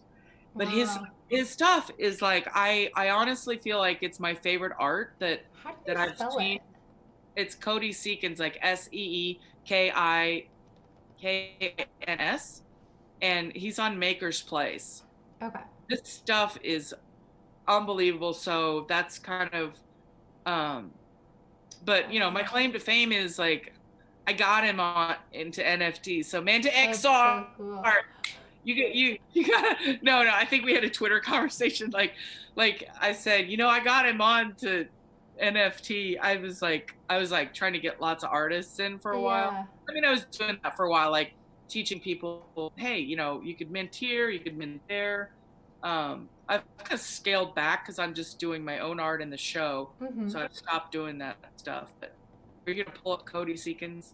Yep, I just followed. As you were saying all of these names earlier, I'm just trying to go through and follow, follow, follow. So, Uh, no, So yeah, that's that is like awesome. that piece that I own is called Theta Virus, Virus, I think it is, and I bought it for 1,270 hive, which is um less than maybe $200. I can't remember. It was maybe around 200, but his stuff is selling for thousands of dollars on Maker's Good Place. for you. I mean, you're early supporter and fan, and like brought him over to this space. So that's really cool that you get to have an early piece by him. Yeah, That's and I think it awesome. was his first one he minted. No way. Yeah, I think it was. I think it was his first one. That's so Um, cool. but yeah, so yeah. Anyway, that was a little side thing. No, that's awesome. And also just because like I feel like we talked so much about like the community and everything on here. I would love like I know this is kind of weird, and we'll ask. I know we're already going for almost 2 hours now, so I will ask the Oh my closing God. questions soon. We got to get to the book We thing. talked so much, I know. Um, oh yeah. Oh, Lander popped in. Hey Lander. Uh, Hey, hey, I bought Null's first piece. That's about all I got like that. Well, first NFT, lol. I totally get how it's fun to lay claim to stuff like that. Good for you for getting him involved. Nice. Oh, Lander, didn't you? You might have. he You bought bought one one of of my mine first Crypto as Kitty well. voxels too. Lander. Does he own some of your work? Yeah, yeah. Annie also. I'm pretty sure Lander has. A while ago, I did a like a charity um, thing in crypto voxels, and I sold these. Crypto kitties allowed me to make voxel cats, Oh, and yes. I yeah. remember. What'd you say? I think I remember that. Or Yeah, yeah. they allowed me to make voxel versions of their cats, and I did a little charity like auction off, and it was like live in crypto voxels. And Lander was obsessed with this zombie kitty, so he ended up getting buying a pack to get the zombie kitty, which is pretty cool. And I think Lander, by the those way, are Lander yours too. is really cool. I've talked to him like Oh he yeah. he's not what I mean, he's so cool. Oh, and by the way, big shout out to Lander because he bought some of my Epstein. I Hmm. can't remember which piece. That's kind of my bad. I sometimes I can't remember who, but he also matched my donation to one of the Epstein victims. Her name is Oh Virginia wow. Guff, because she started a foundation after all this. It's like to help other sex trafficking victims. Yeah. She's one of the main Epstein victims who came forward and provided all the information to like bring it all down. Um, so yeah, so my Epstein series that I did, I decided to give 10% to her foundation, and he That's matched it. so Like cool. he matched Oh, that's the awesome. money. So like yeah, he's good. Like Oh yeah. he's a good I haven't person. talked to Lander about this yet, but I want you to come on the show, Lander. So we'll figure that out later. But yeah, no, Collectors, Lander's yeah. awesome. You need a collector's show, don't you? Oh yeah, Yeah. I'm gonna have some collectors on in the beginning of season one. I actually have a Yeah. few lined up that I'm excited about. But yeah, and also Walton Design said Lander has been so helpful for me getting into the space. Shout out. That's so cool because like I don't know, I've just always Lander reached out to me when he first got into NFTs about some art and some of the stuff that he was trying to collect, and it was so cool to just see like he's not only, and there's been so many people that I've connected with like this, like he's not only um building himself up and everything in the space with having this good reputation. He's also building up the community in so many different ways by supporting artists and different worlds. So we'll talk about that on your stream, Lander. But yeah, no, good shout out to him too. But Yeah. yeah, and he said, okay, back to Stella, lol. He's done with all the compliments. He's like, back to Stella. Well, you rock. Um, what were we just? How did we even get started talking about Lander? Sorry, I don't remember. Oh yeah, because he bought some of your No, pieces. do need to do the book away thing to see who knows Yes, their artist history. that would be awesome. Do you But want to that's at do the that end. now? I don't know what it's up to you. You're the host. Oh no, I mean I think we should do it. Why not? We Okay. mentioned at the beginning that there was going to be a giveaway at the end, like a Yeah, little and trivia I just question. sorry for anyone that's like said this is a long time. Oh Okay. no, yeah. So Okay. you So let me just kind of show the book. So it's like I don't know if it's a book that I wrote in 2015, but it's like it's hand designed. So I'll change the I writing love in the there. inside cover. Like yeah, the covers, that's So the front cool. cover, and then the back cover is like that, or the inside flap, Mhm. and then like the back cover. So it's basically like you're getting a one of a kind. Like Yeah. I'm not gonna repeat this design or this drawing. Like this is it, right? So you would So get that it. drawing is not printed in every one. You specifically drew it in that one. Yeah, yeah, it's not. This is Oh, just I cool. just drew in there. Cool. That's a cool Yeah, piece. and the cover too. Like it has this stuff, but none of this is on the actual book. It's all Oh, so it's all custom. I love It's all that. customized. It's all Yeah. it's different. And I don't even think you can get these on Amazon. It's on Amazon right now. Um, it's called Uncrap Your Life: Navigating Life's Crappiest Situations. So this is the book that I was telling you about in 2015 Yeah. that I analyzed, every single thing that I fucked up in my life, and I was like figuring out why and how to get out of it. So technically it's a self-help book, and it gives you like exercises, but it's also a window into any of my art, any collectors or anyone that's like curious about all the stuff that happened. I mean, that's pretty much it. I spill my guts. So all right, so Oh, you're breaking up a little this bit. comes with an NFT, so it's like there's a Okay. rare cane. The instructions, if you win this on, what email to use to send to me, to send your address to. So it's unlockable is in the NFT. So it's a pretty self-explanatory. So whoever guesses gives the correct answer to this question. So the question is like, what famous artist said these words? And here they are. I am not sick, I am broken, but I am happy as long as I can paint. That's That's a it. beautiful phrase. Isn't So that nice? that is really Like, beautiful. I'm not sick, I am broken, but I am happy as long as I can paint. That's I thought really it was pretty beautiful. profound. It is. And the way that, so if you guys didn't hear, whoever that quote, who, if you think you know the artist that said that, write in the chat, and whoever's the first to say that famous artist will win the book that Stella just showed. This book. Lander said he cheated, but he has it. You can cheat. You can cheat. Say You it. can, Say it quick before someone else cheats. yeah, you can cheat. We'll see. Oh, Easy just slid in. Did you cheat too? Easy? Has anyone said it? Yeah, Easy and Crypto just said Frida. But at who was first? Well, Easy said it first. Lander said, oh yeah, now other people are saying it too. No, Easy said it first because Lander said, I cheated, I have it. And I said, well, say it, Lander, before someone else cheats and says it first. But Easy Exactly. said You it have to first. say it first. Yeah. It was probably too easy, right? No, Easy. but that's cool. Um, but that's Yeah.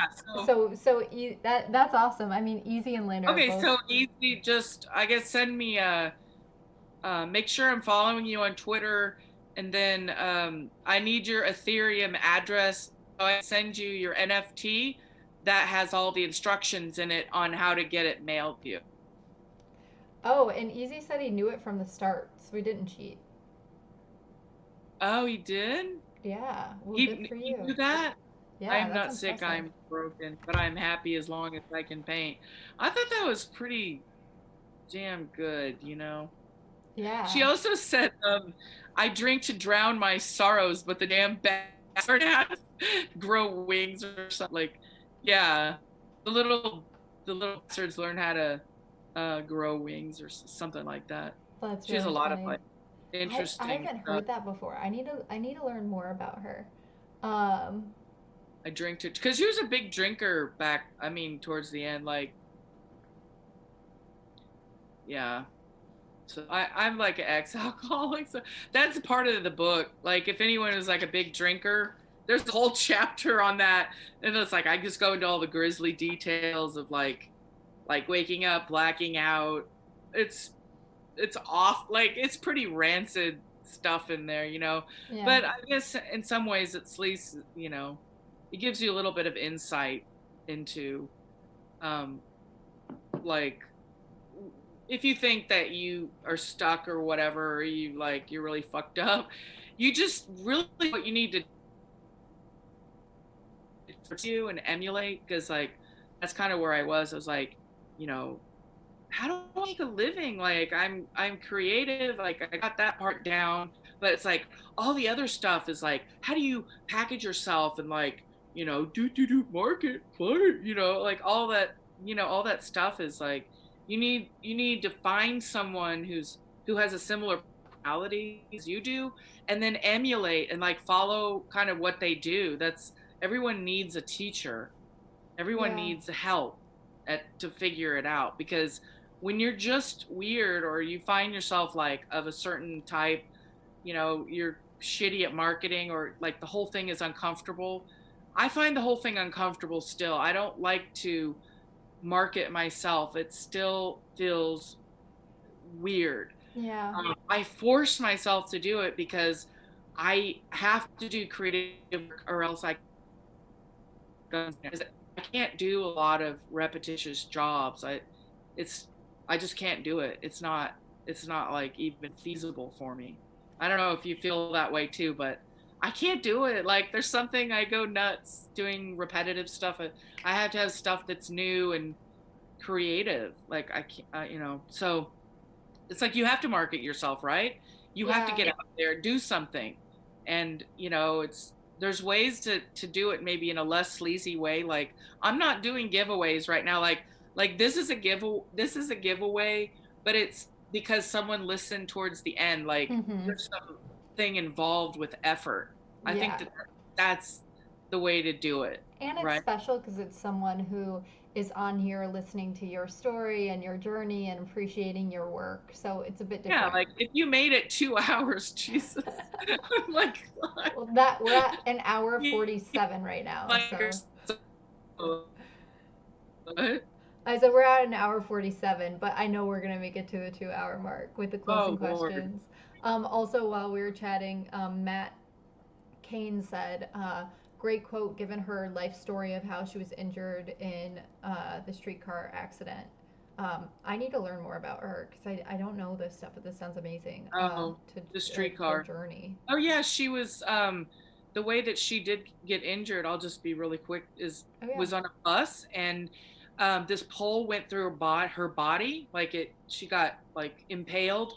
But there was a painter on that same bus trip who had this metallic paint and all the paint splattered all over her body like as she was, you know, getting injured. So when she was found there, she had gold paint like mixed in with all the blood and you know, but her certain organ, you know, things were punctured. So her life was fucked up, you know, if you think about a life of pain Holy and all those crap. surgeries and so she's a real if you and also if you think about how you know Diego Rivera was a very famous artist, he made tons of money, he was like getting all these shows, murals, hired, you know, do all this stuff, but really she's more famous now than Diego Rivera in my mind because everyone knows Frida Kahlo. They look at her and they're like, oh, Frida Kahlo. Everyone has that instant Right. recognizability. So what makes her art interesting is that she did it not because the people were going to buy it, it's because it was a part of her and she was honest and authentic. She was doing weird art at that time and wasn't that Yeah. popular. So that was like another lesson that I learned from her is that it's like do the authentic art because that's the stuff. I mean, like some of her pieces where she's got like the baby that's coming out with the red Yeah. coming out, and you can never erase it from your mind because you know that she went through something horrific to make that painting that was unique Right. to her. And so that's the other lesson, is that the world is richer because there's artists who are authentic and who are committed to telling their deep story of existence like on the earth, and that's why she has, I think, that staying power. I don't Wow. know, that's just how I think about it. Yeah, no, that was beautiful. Inspiring though, for sure, Something because to look up to. Yeah. yeah, instead of doing the art that's popular, because really if you look around, a lot of the popular art right now will be forgotten. It's just going to happen because there's only limited attention in the future. So in the Right. future, yeah, it's like it always is like the future will be like, well, who told their story like that made people's skin crawl, or something like that. That's probably going to be the thing that sticks around, but who knows? I don't know. Yeah. It's going to be really interesting. Does That that, it that is interesting to think about what the future will be like and what people will be connected to. or like And what art now that's being made now will have yeah. any relevance, like probably if you look around and you could classify the popular art that's selling, that is like maybe oversold, like that's everywhere, maybe that stuff might fade away, and then only like the, I don't know, that's kind of what my gut feeling is, because when you have like art that's too generic and that looks a lot and is easily reproducible by other artists, like there's a lot of art I look around and I'm like, I could make that, so I'm not interested. But then it's like the stuff that's like, where does this come from? Like it's just like, oh my god, that's the stuff that really like speaks to me personally, and that I want to have it, because it's like that artist is like in that moment of was real. Like Yeah. there's something real about that person, and their emotion got expressed in just a way that it's like there's no candy coating that thing. And I mean, I'm still trying to get to that point myself. Like I'm trying to hone in on a lot of these lessons, because I don't want to make art that's easily reproducible by others. Like Mhm. that's my bar, or that's my goal. maybe Yeah. maybe I'll never be highly purchased by the big collectors or whatever, but I'm modern. There's already I feel like I have a chance now because a number of collectors of art buy art, and it basically makes me look at those pieces and say, like, well, why did they buy that? Like Moderat's bought two of my favorite pieces, though, I gotta say. The Smile, I don't know if you saw that one. It's a animation of this woman, and there's two boats that's two boats that's going up and down her face. It's very intricate. I don't think a lot of people could sense what those boats contain. One is Uh-huh. life and one is death. The Oh. tiny people are in the canoes and they're going down the person's face up and down. And it's one is a skeleton and one is a tiny person that's a surrealist from the 30s. Her name is Leonore Feeney. She's not that well known, but anyway. So the and then her mouth is opening up and she has a heart that emerges. So that's the life part of it. And then it's like when that goes away, it's like blackness in her mouth. But that thing That sounds emerged really organically. cool. Like that heart emerged. I didn't say like, oh, I'm going to create this thing and it's going to have a heart that emerges from its mouth. As I was drawing each frame, I swear to God, it's like it looked like a heart to me. And so I thought I got to go for whatever it looks like to me and make it what it appears. That's basically That's how I amazing. do a lot of stuff. It's like, I love hearing that process. what, that you don't Just think that of it rationally, or no, I love hearing how while you don't necessarily, obviously you go into it thinking at first what you're going to create, but you're seeing different things inside of it, and then you just continue with it. You're like, "Oh, this looks like this." And then it also like it sort of like brings more of a story to it and like brings more of this wonder. So I think that's really cool that you create that way and just let yourself organically just express you know, what you're feeling through the Yeah. drawings. Is that do do you create like that, or is it something different? It's interesting. I definitely create in waves. And it depends on what I'm creating. So, like, I do a couple different things. If I'm doing something that's more like graphic heavy, like graphic design heavy, versus an animation heavy, versus obviously I paint as well. Like the processes are Yeah. so different for me because to be honest, I hate animating, but I do it because I want to see something happen, and I think it'll do something Oh, special for the piece. do you find it tedious? Oh my I mean, gosh, beyond tedious. I I'm really into tedious. Like I worked one part I never talked about. I worked as a production artist at a sticker factory, and part of my job cool. was creating all of the color traps for the overlaying inks. So Okay. I was the most I did tedious work for like 7 years. I would hand draw all the traps in, Oh my and gosh. I would rework things to death. I mean, it was like I guess I love tedium. I don't know why. I don't know why I'm like this, but I don't really mind animating. Like I don't mind drawing things over and over and like repeating and and like it doesn't bother me. So isn't that weird? Isn't that That interesting? is.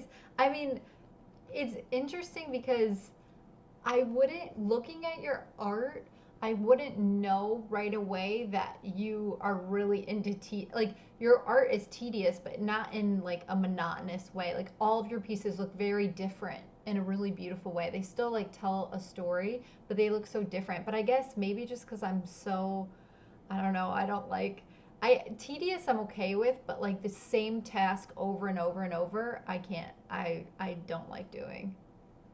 I don't Yeah. know.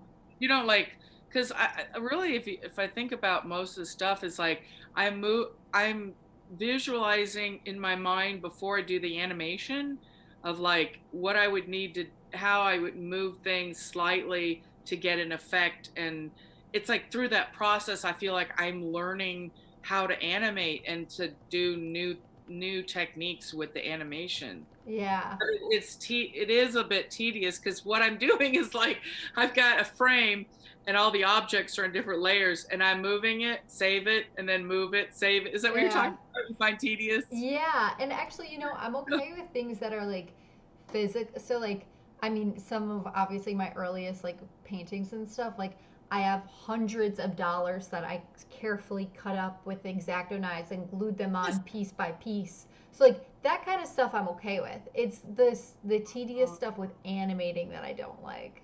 But maybe it's just Yeah. because I feel like I'm not being efficient and I don't know it well enough that So I take do so you use like a long. program where you have an object here and then you tell it to move over there and then it does all the frames in Yeah, between? Yeah, exactly. I Yeah, know. It's crazy what I'm doing, but I'm also I like that though. really influenced by Svankmajer. He's an animator, a Czech. I think he's from the Czech Republic, Uh huh. and everything that he did was by hand. So I really do feel like I am only scratching the surface of what's possible with hand animation, and I love it. Like I could get a different program if I wanted, but I actually love the effects of looking at something that is like a painting and it's like I Yeah. don't I don't know. I'm really happy that I just kind of like taught myself this. I don't know where it came from. I want things to move. I like things moving. Occasionally I will do regular paintings, but I love movement. And where is this going? So I just I feel like the future is so vast, and I've just scratched the surface of what's Mm-hmm. possible. But 3D art is like I want to get into that too because once you see render fruit, you're gonna be like, oh my god, I gotta make that. At least I don't know if you ever have that feeling or not. You're Oh just yeah, like, totally. Or pieces that you wish you made kind of thing, or like how artists have like songs that they wish they wrote, like same yeah, vibe. Um, That's really cool. I'm definitely gonna check out all of those folks that you mentioned. Okay, so should we ask some of the closing questions? Yeah. I should have you ask them since you already wrote all of them down. No, I'm just kidding. That's like Okay. a dorky thing to do. No, I think it's Yeah. awesome. Also, while we were talking, some folks in the chat, oh, they were talking about Frida Kahlo. Oh, and Easy in Crypto, he was saying that um, he. Oh, cool. Sorry, Easy in Crypto said that he did know the answer. He was spelling her name wrong, but he was like, I did know the answer because I went to her house in Mexico and like all this stuff, which is cool. Oh, It's cool that right. you knew that in Right. there. Wow. Okay, Um, that's remarkable. Yeah. yeah, and That's then cool. and then also Lander was saying that when he looked at your work, that's what he saw. He was like, what the fuck is this? It's like a train wreck, but not in a bad way. Like he couldn't stop looking at your artwork, which I love. That's so cool. And then That's they very started nice. talking about mod rats and how awesome mod rats is. Oh Uh, God, I love that guy. I mean, like, it's I can't really fathom how I tried to go through all of his art. It's like it never ends on yeah. OpenSea. Oh my It gosh. never, it's like a never ending thing. Craziness. Total I, craziness. it's like a super art lover. Like I'm dying to know the story.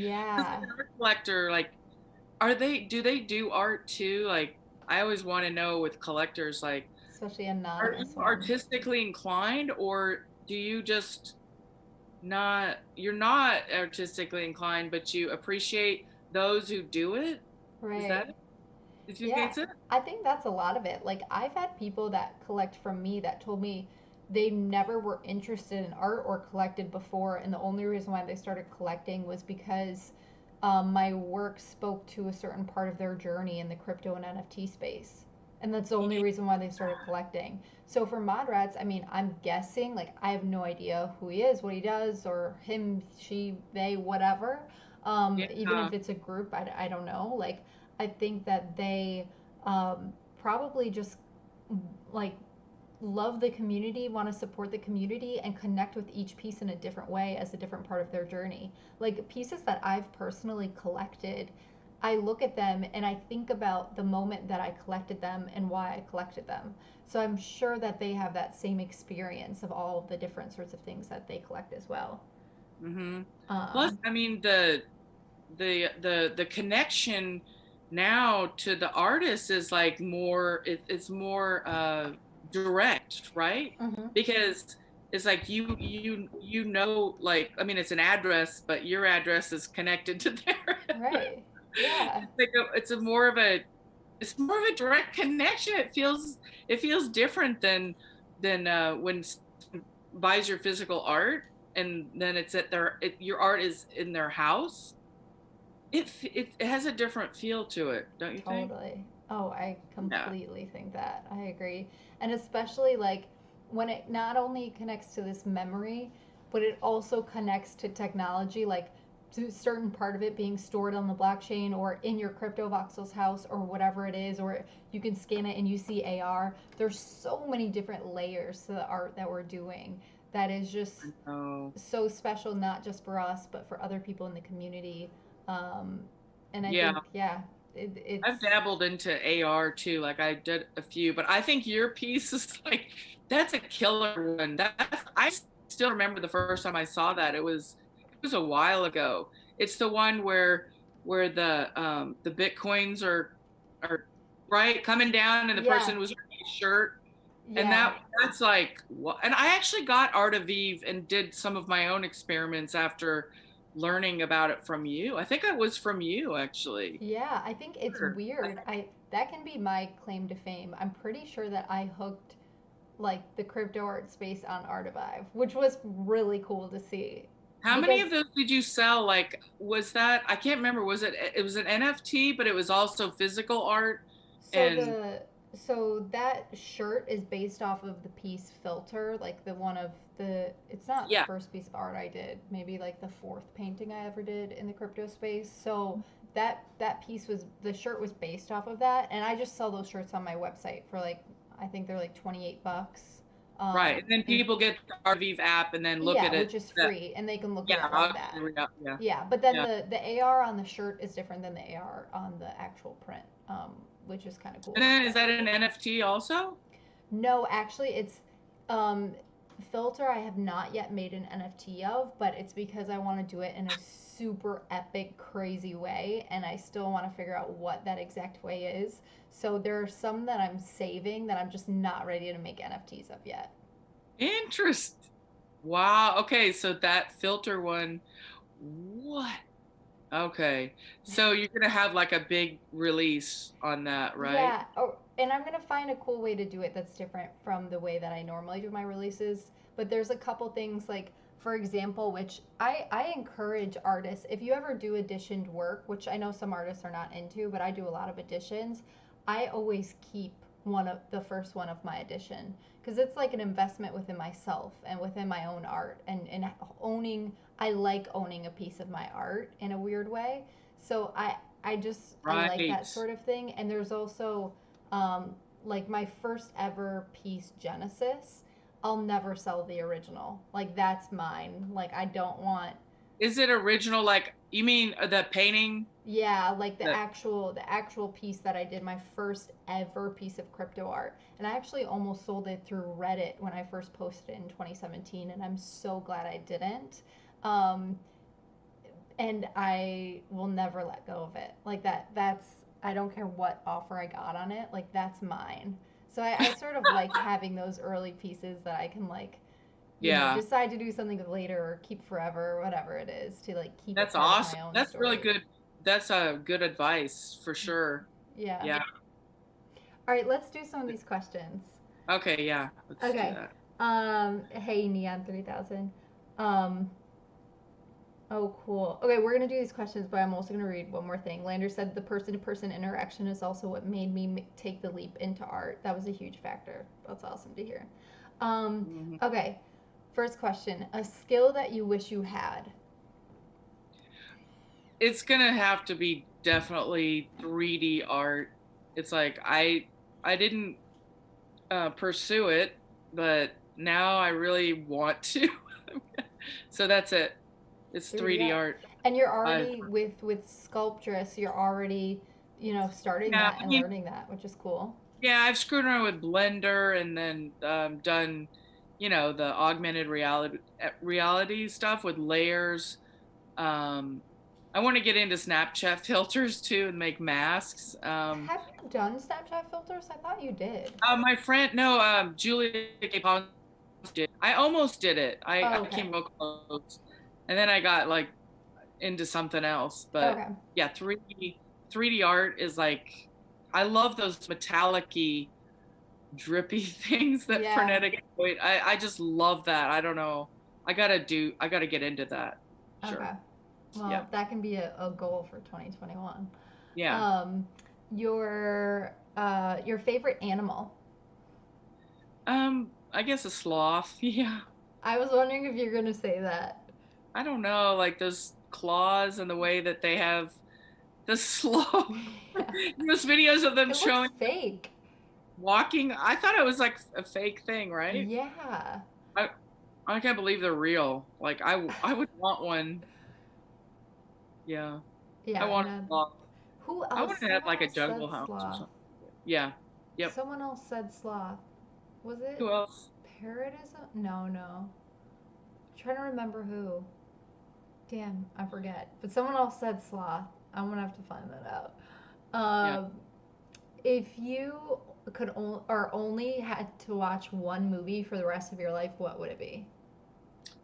I know exactly. It's Willy Wonka the Chocolate Factory. No way. I love. Yeah. I was like obsessed with that movie. It just because in the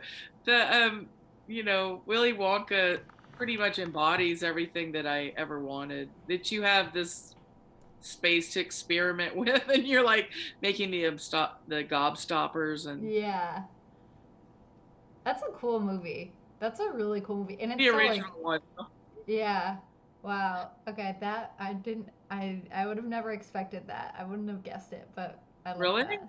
Because it's Yeah. like a kids I just movie or haven't. whatever. No, not even because it's a kids movie. Just because I haven't seen it in so long, and I don't hear anyone talk about it recently. I guess, but it's a very cool movie. So that's a good choice. Yeah, I mean, The Matrix is a close second. I love sci-fi. Like, it's just like Yeah. if it's not sci-fi or Wonka, I'm out. I love that. You should make a I love all the sci-fi weird. Wonka, a What's that? sci-fi. You should make a sci-fi Wonka art piece. That'd be pretty cool. Yeah, maybe a Wonka. Yeah, I love Wonka. Oh God, I That don't would be know. pretty cool. I just like the idea of a factory where you're, creating all this weird experiments. Yeah. No, I like that idea too. And you get to try it all, and you can have little kids come test your experiments Yeah. in the factory. Um, oh yeah, the original. Okay, and then what is your favorite place on Earth, near or far? Okay, so it's gonna have to be the San Diego, the La Jolla Cove. Actually, Mm-hmm. I lived in San Diego for a while. This cove is unbelievable. There's every kind of animal that you could imagine there. So I don't know. Have you been to La Jolla in San Diego? I've never been to San Diego. It's fabulous. They have lots of different birds. Like they have these giant pelicans, and then they have what's Oh, called a cool. cormorant.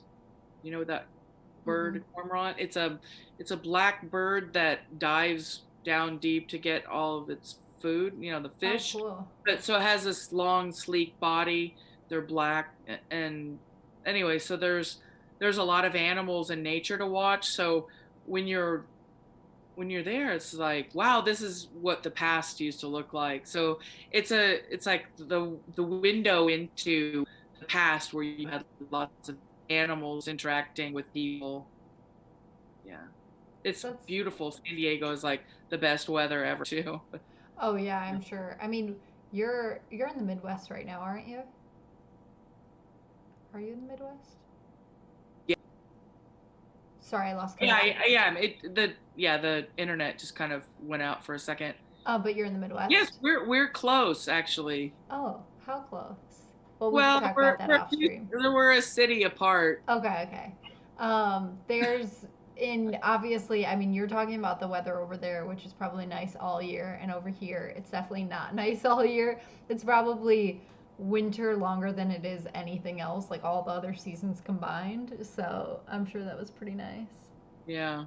Um, oh, oh, Beeple said sloth too. No way. Was that the person who said sloth? That's so funny. All right, well, someone told me in my chat that Beeple was the other artist that said sloth on the show. That was their Oh, favorite nice. animal. So you guys have Yeah. that in common. Um, uh, would you want? Oh wait, one question before that. What was cool when you were young, but is not cool now? Hmm. That's a hard one. I'm too fucking old for that question. I guess. Hmm. The only I I had guess a camcorders. You were talking about camcorders earlier. Those are definitely not cool now. yeah, yeah. There's so much shit that's not cool anymore. I mean, it's like take your pick. I don't know how to answer that question. All right, that's fair. Um, would you want to live forever? Asking this to someone else. I, I'm 50-50, but I mean, no, no, it's more like 80% no, and then 20% curiosity about the future. I really am dying to know a couple of things with regard to technology Mm-hmm. and what's coming. Like, it could get really weird if chimeras start being accepted. So, you know what a chimera is? No, It's I when don't. you mix the DNA of humans with the DNA of animals. Oh, wow. Experiments like with gene splicing, and I just there's Yeah, I'm thinking in the future it's going one of two ways. So it's going to either get like the totalitarian nightmare, and we're going to have, uh, well, I think it's probably already headed that way, where you have, you always speak through technology to interact, and our dependence on AI is going to get more enormous than right now. I mean, basically, basically humans are like cats, and AI, like super AI, is like we can't compete with it in any way. So I'm really wondering how that's going to play out, because it's, you know, the next step, Yeah, militarized AI, and then from there, where do you go? It's like, I don't know. It's going to be, I don't know. yeah, AI is a bit scary. So Chimera, I've never heard of that. That's, you said, mixing animal and human DNA. I mean, that's in a lot of science fiction, but I Oh, mean, okay. science fiction, a lot of stuff has come true. That's There, true. I Yeah. mean, there was a report that the, I don't know if it's real or not, but they said the Chinese military is already experimenting on human DNA. So basically, trying to create a super soldier, and they're Okay. okay with it. Whereas over here, we would not allow, because it's like we would be like in uproar about that, doing such a thing. Um, I'm not like pro anything. I'm just saying what I heard on the news, which basically means they're trying to create a superhuman. Which, I mean, if the technologies gets in the wrong hands, then we're gonna see a lot of experimentation on human, genetics, and that that's a real slippery slope. Oh, Where we're yeah. headed is opening a Pandora's box that doesn't need to be opened, in my opinion, because a lot of there's showed genetic stuff. A lot of, secondary things occur that they can't explain once you change the gene sequence of an organism. Then you get all of these unintended consequences of that change, because, as you know, life is so interconnected that you can't control, the changes. So I worry about stuff like that for the future. So you would or would not want to be I alive to don't see think I that want to. happen? I don't think I want to. It's gonna be ugly, I think, towards in 100 years. I think probably, I don't think it's gonna be looking pretty good. I think I'm Interesting. I'm, I'm interested in death, really. Oh I'm my gosh. interested in leaving. It was Carlos Martial that I had on the show. He was like, "Yeah, artists. Ever since he said this, I think about it." He said, it's a thing with artists always thinking about death. And ever since he said it, anytime I think about death, I think of him. So it was funny. You're like, death looks more interesting, and I'm like, oh, we're saying that because we're artists. Um, Death is an escape from the horror of the future in 100. Oh no, yeah, 500 years. Can you imagine, like, 500 years? What it's I going to be can't like? even imagine. I can't. I can't. What's it going to be like? I can't imagine that far ahead. Especially because thinking about it, like I'm only 26, about to be 27, and when I was young, like was when we were getting, just started getting cell phones, like Nokia phones in like 8th grade or whatever, or maybe it was younger, maybe like 6th grade we're getting the Nokia like big like brick phones and like Tamagotchis Oh, and all of that. So like think I about have an it. old iPod that I brought. I That's thought it was. amazing. It's like second generation. I bought See, it from that was someone. cool. What and now Is it's it not. cool though? That is really cool. My It is. husband actually still uses an I iPod. kind of wear the size. I find the tiny iPod that, the too small. But anyway, I interrupted you. But Oh no, I was just saying like it's weird to think about even like 20 years from now how much crazier things are going to be when like I've only been alive for 26 years and I've seen so much. Like or you're so advancement in young. technology. You're so young. I could be Isn't your that mom. crazy? Isn't that weird? I mean, there's a lot of people that could be my mom, right? I was like always the oldest person on MySpace. Well, no, I actually had some other friends, but it's like I always found myself, because I was like, I just jump into the whatever the new thing was. But like, yeah, in MySpace, I remember thinking like, oh my God, like everyone is like a teenager. Yeah. I'm like 30, I think, or I don't know. I can't remember. I Or late remember when 20. everyone had MySpaces. I didn't have one though. No, I know. Yeah, yeah. It was before Facebook, and those were better days, by the way. Facebook is a monster. I'm just Yeah. telling you. Oh no, I've never had a Facebook either. I just have not been a social media person. I literally Oh, only you got never had social a media Facebook? when I That's got good. into I never That had an Instagram. I never had anything until I got into crypto because I wanted to show my art. So then I started, but I was yeah. terrible. Well, good for Um, you. You're healthier than I am. Cause like I was on Friendster before oh MySpace. yeah, I've There's heard one people before, talk about Friendster. but MySpace was brilliant because you got to like connect with people that liked the same kind of weird music or art. It was all just your hobbies and stuff. So Yeah, yeah, it's way cooler than Facebook for sure. yeah. I Okay. mean, it's MySpace. Like, I hear people brag about it now. People are like, "Oh yeah, on my MySpace," or like, "Remember when you could My pick top your eight. top?" You were Yeah, my top eight. my friend was Or telling like me that about that. weird I was like, "That's kind game. of fucked up," but it's funny. She was telling me how Top strategic. eight.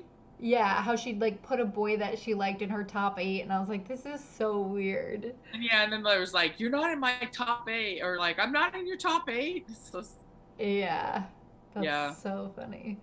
Um, that's another one. What was cool when you were young, but isn't cool now. Okay, MySpace. Listen. Okay, so you're Bitcoin or Ethereum?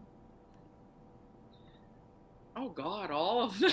Like, I mean, Bitcoin for your your long-term bank, and Ethereum for your earnings, or yeah, definitely Bitcoin though, like for most of it, and then just keep a certain percentage that you're earning. I mean, I don't know.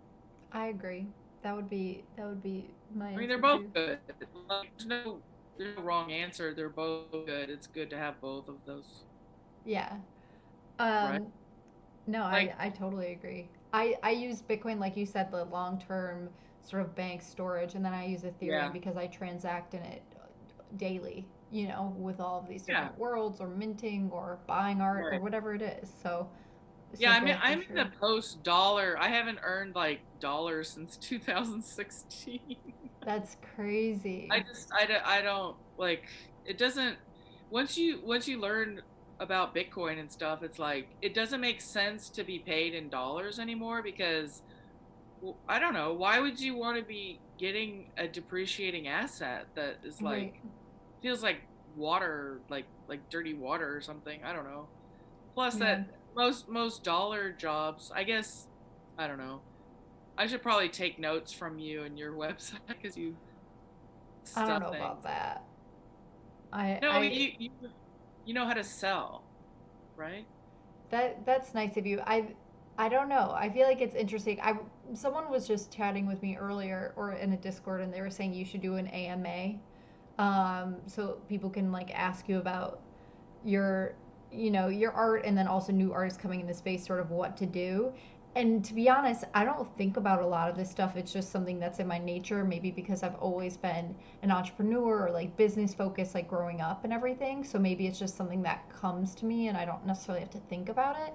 But I think it would be interesting to discover like How more do you of like, run, like, I'm okay, so question, how do you run your sales of those t-shirts? uh-huh. Do you have someone do that for you, or how is the fulfillment of that done on your website? So t-shirts, so stuff like clothing, I'm not personally hand doing and hand making. I'm actually going to switch production to, I have to chat with them more, but to actually someone who I've met through the crypto space and who has an amazing um, business they run, and they do a beautiful job. So I'm going to switch that over, but right now it's sort of with a big production company for that stuff. And then prints, I have a museum, like, or like an archival printer in my house. It's right to the left of me. It's 500 Right. pounds. It's like as I big read as a that. couch.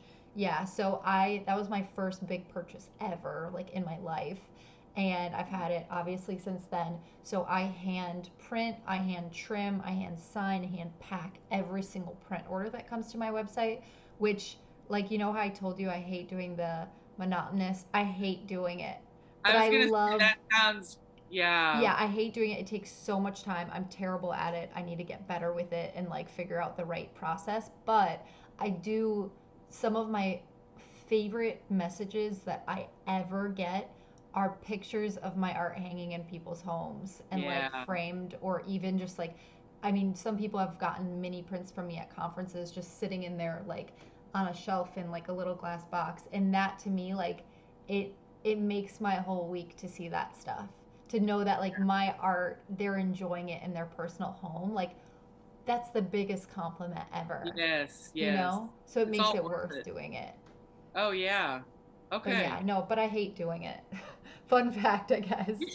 You should maybe hire someone to do that for you. I know, but the part of Just me that keeps stopping, and I think I'm going to because it's gotten too much to handle for myself, and I can't be productive in other things. I like hand signing everything, and I like the personal aspect to it and packing all the goodies in with the tube, and everything. But it's becoming a little bit bigger than I can handle, which I'm very thankful for. But it's a process, and I'm very glad I did it, and I've done it for years. There's something special about trimming every single print yourself. It like you're yeah. putting so much like time and sweat into it. So, Well, anyways, that's cool. Yeah, that's neat. um, okay, and then let's see if you, oh, your favorite NFT that you own. Yeah, that's got to be Cody Seekins, Theta Virus. Yeah. Okay. The Oh one yeah. I want to see that. I'm okay, gonna look him. let me go here. I'll share my screen. Okay, Okay. yeah, because I couldn't see I'll it earlier. I'll find it. Hold on.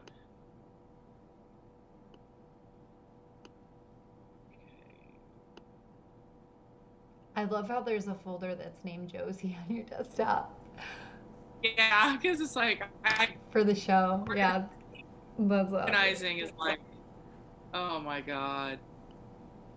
I think I have this on just a second. I have like my secondary, my best art collect in a different account. Hold on.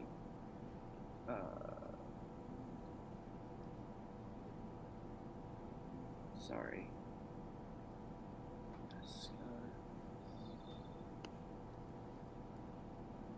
I think I have it here.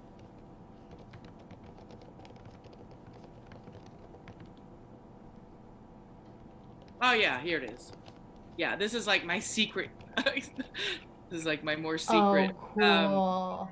it's Okay, so so this, good. I'm so glad Oh you God. pulled it up onto your screen because what you were showing on your phone did not do this justice at I all. mean, look at this. Look at this.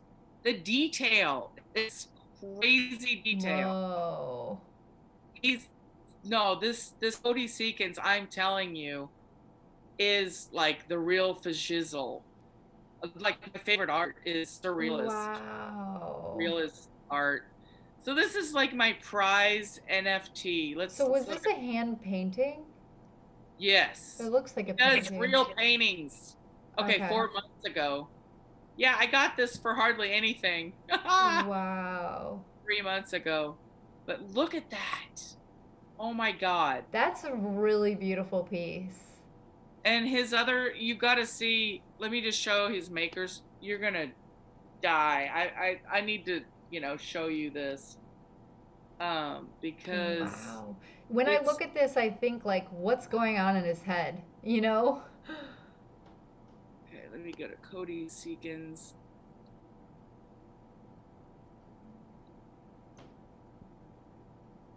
By the way, this is my stuff on Maker's Place. Yeah, I love this, that. you're going to die. Look at this. Oh my Okay, gosh. so one of my favorite pieces. Okay, this one I feel like Budgie Sattva. This animation, that animation too. I feel like in a way it's made for me. I have like so much art with um that I've made in the past that you can't see it right now, but with birds like tropical because I was like Mm-hmm. obsessed with living in San Diego for a while. But the way that that Cody's doing this animations is like unfreaking amazing. Look, it's unbelievable. Wow. Do you see how he like Yeah. I don't know how in the Creepy. hell it's so magical, right? Yeah, absolutely. This is the best art, I'm telling you. Get him on your show. All right. You're gonna have to connect me. Will you make an introduction? Oh, I don't know. I mean, he's this one too. Look at this, the way the Wow. animation is. Look, isn't this absolutely beautiful and weird all Yeah. at the same time? Oh, totally. Oh yeah, this is the creme de la creme right here, and I think it's Manta XR. That owns that Pretty one? sure. Wait, I gotta move this thing. I think Manta XR. No, anonymous. Okay. Oh, Sometimes it says anonymous, but you can paste their wallet into OpenSea and see who it is. Because I think yeah. maybe they just don't have a Maker's Place account. Manta XR owns quite a few. Yeah, owns like Okay. three of them. And he's look 61,000. He's selling out Alex in one.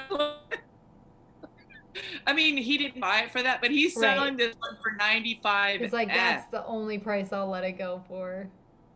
It is it is quite I love this one too. I like the eyeballs, like that really it's just ah, there's nothing like this. Like and he's got a Bitcoin in there too.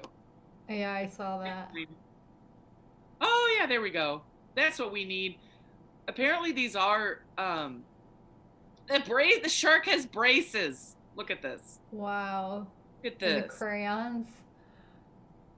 Everything I love the highlight, the way that he does Yeah. the And highlights it like looks like really shining and glistening. and then like we hardly ever see male genitalia anywhere too. Yeah. That's unique. It's like God, this is so fun. Alex in Wonderland. What a crazy name for this. Yeah. So now you know All uh right. Now I know your favorite NFT and your favorite yeah. artist. Yeah, my favorite for sure.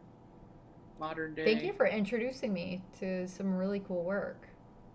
Yeah, no problem. Okay. See, this is why I love your shows that you do too because I get introduced to new stuff. Okay, and So last question. okay. Finally, 2.5 hours in. Now we get to the Cool. last question. We love to chat. Um, uh, sorry, I have my room's so cold, so I have a blanket. Um, your if you could have one NFT, any NFT that's already created for free, which one would it be? It's the Budgie Satvo one that I just showed you with Yeah, the birds and the tree animation. That's it for me. Yeah. I love that. It's It's kind of amazing because that you're not picking just the highest price thing out there. You're saying like you're picking one that you connect with that you're like that's the one I would really want. So that's special. I like yeah. that. I mean, it's just like it's like made for me. It's like I'm secretly I want to know. Do you know how that animation is done I like mean, that? I would have to assume After Effects, but Yeah. I don't entirely know, but I would have to assume After Effects. People can do some crazy stuff um, on Oh yeah. After Effects. Yeah. But yeah, I think there's But it's a also real painting though too. yeah, yeah, That's I think part of the allure is right. that you know that that exists as a physical, Yeah. right? No, Yeah. totally. I think it definitely has a different feeling when it's purely digital versus physical and then digitally enhanced. Yeah. So Yeah. that's a beautiful, beautiful piece and artist. Thank you for sharing that. Um, oh yeah, everyone in the chat loves it too. Did they Lander know Met it? came. Did you guys know of this art, Cody? Cody, how do you say the last name? Seekins? Seekins. Did Seekins. you guys know of this artist before Stellabelle just showed it to us? Showed him to us, or is this your first time seeing? Um, love the detail. That's dope. Matt Kane said, "You're gonna die," and he spelled it with DAI. Um, amazing piece. Now I'm sold. He likes Borderlands. Haha. Uh, I don't know if they knew about him before. I'm waiting to see what. Lander said, I'm starting my painting journey, and that's how I want to make NFTs, starting with a physical painting, then adding it to it digitally. That's really cool. Well, if Hmm. you guys didn't know, now you know, and go follow him on Twitter. I already started following him. Um, Yeah, he's not much. He's not around really, but yeah, um, yeah, I think it's like he went to art school and did painting there, so he's yeah. from that background. Yeah, Like, Ulet said, I saw the first one from him, The Blonde Boy, when it was minted. Cool, cool, cool. Awesome. Well, do you all want to right, tell thank you everyone? so much. Yeah, no, do you want to tell everyone how we can stay up to date on the drop that you're doing on Maker's Place or anything else that you're putting out? Is Twitter the best way? Yeah, yeah, Okay. I'm a big Twitter person. Like because I gave up Facebook and most everything else. And so, yeah, follow me on Twitter at Stellabelle, and I'll be putting out when I have my Frida drop, and then building the museum a museum in crypto voxels. So my first um, my first opening will be of all my Frida pieces when I get them all finished. So that's kind of how it's going to culminate. I'll have my museum built out, and there'll be a real Frida um, exhibition Oh my gosh, of that's my so stuff. exciting. It's going to be me first, and then I'll get other artists involved, but other people will probably be helping me build the museum, Yeah, and there'll be more surprises, like things that are hidden. And so yeah, it's gonna follow me on Twitter to also to find out other artists I love that that. find top 5 NFT show. Yeah, So your top five NFT show is so good. You guys should definitely check those out. But I love to hear that you're building in Crypto Voxels and gonna have an awesome show in there. So I'll definitely be attending that, and hopefully you're gonna have. Are you gonna have like a big opening and everything the first day you open it yeah, publicly? I'll have an opening when I Okay. get everything built out. I'll have an opening and stuff. So it'll Okay. take a little Sweet. bit, but it's Yeah. so much fun to actually have my own space now. I love having like, this is my own to create. So Yeah. yep, That's awesome. Well, everyone it's gonna be definitely fun. Thank you follow. so much. Yeah, in the Twitter or in the YouTube description, I linked Stella's Twitter and also her Maker's Place, and I actually linked your YouTube too. So definitely subscribe to this channel, subscribe to hers, go follow all of this stuff that she's doing to keep up to date. Easy, congrats to you that you won that super epic one of one book on this stream. Yeah, and Uh, easy send me a message on Twitter. Hopefully you're on there. Yeah, he is. And Oh, he's everywhere in crypto voxels and Twitter and everything. An awesome okay, good. community And member. then yeah, send me your address, and that I'll send you over your NFT. And congratulations! I'm glad that you won that, since you Yeah, knew exactly that quote. That's pretty amazing. yeah. Thank And you, Josie, so much for having me on your show. I really appreciate it. thank you. I And really yeah, enjoyed this. What'd you say? I know I'm just saying that you have provided so much cool, inspirational stuff for the entire space. Like you're a big part of it growing. Oh, So thank you. you'll be in the history books. I know it because of, I mean, with the pandemic and everything, and that the Bitcoin filter. It's like, what? How did you nailed it? You nailed Thank that. you. You That's nailed very the kind statement. of you. Thank You you. did. Yeah, no, I really appreciate it. And I mean, I love doing this show because I get to meet awesome people like you and just continue to get to know the community as it's growing like crazy, and not only personally get to know the community but hopefully share it with everyone who's viewing these videos, so we can get to know more about you and your art. And it makes people look, like you said earlier in the stream, like you need to tell the meaning behind things, and it makes people look at things differently. So hopefully, I hope that pieces of this show can give viewers and collectors that feeling of knowing an artist and knowing why they create. And I think we totally got to see a portion of that on the show with your work. So thank you. Thank you so much. All Of right. course. Awesome. Okay, we'll see you All right. on Well, get some the sleep. next show. Yeah, no, thank you all for staying on for this stream. And thank Yeah. you all again. I mean, always huge, huge thank you to everyone in the chat that keeps the chat going and asking questions live and doing all this stuff. I mean, I so appreciate you guys. Um, we have one more show that for the rest of this year, which is crazy, which will be after Christmas and before New Year's, and that will be a full 40 episodes done in 2020. And then Oh, wow. at the beginning of 2021, we have 2 episodes, which will close out season 2. And then we'll take a small, probably not even a break, a small break. I'll do an AMA, and then we'll get into season 3. So, thank you all. This is awesome. Always, contact us if you have any questions that we didn't cover on here. And we'll see you around Crypto Voxels or at the next one. Thanks, Thank guys. you so much. I appreciate everyone so much. So, Absolutely. All right. See you next time. Bye. okay. Bye bye.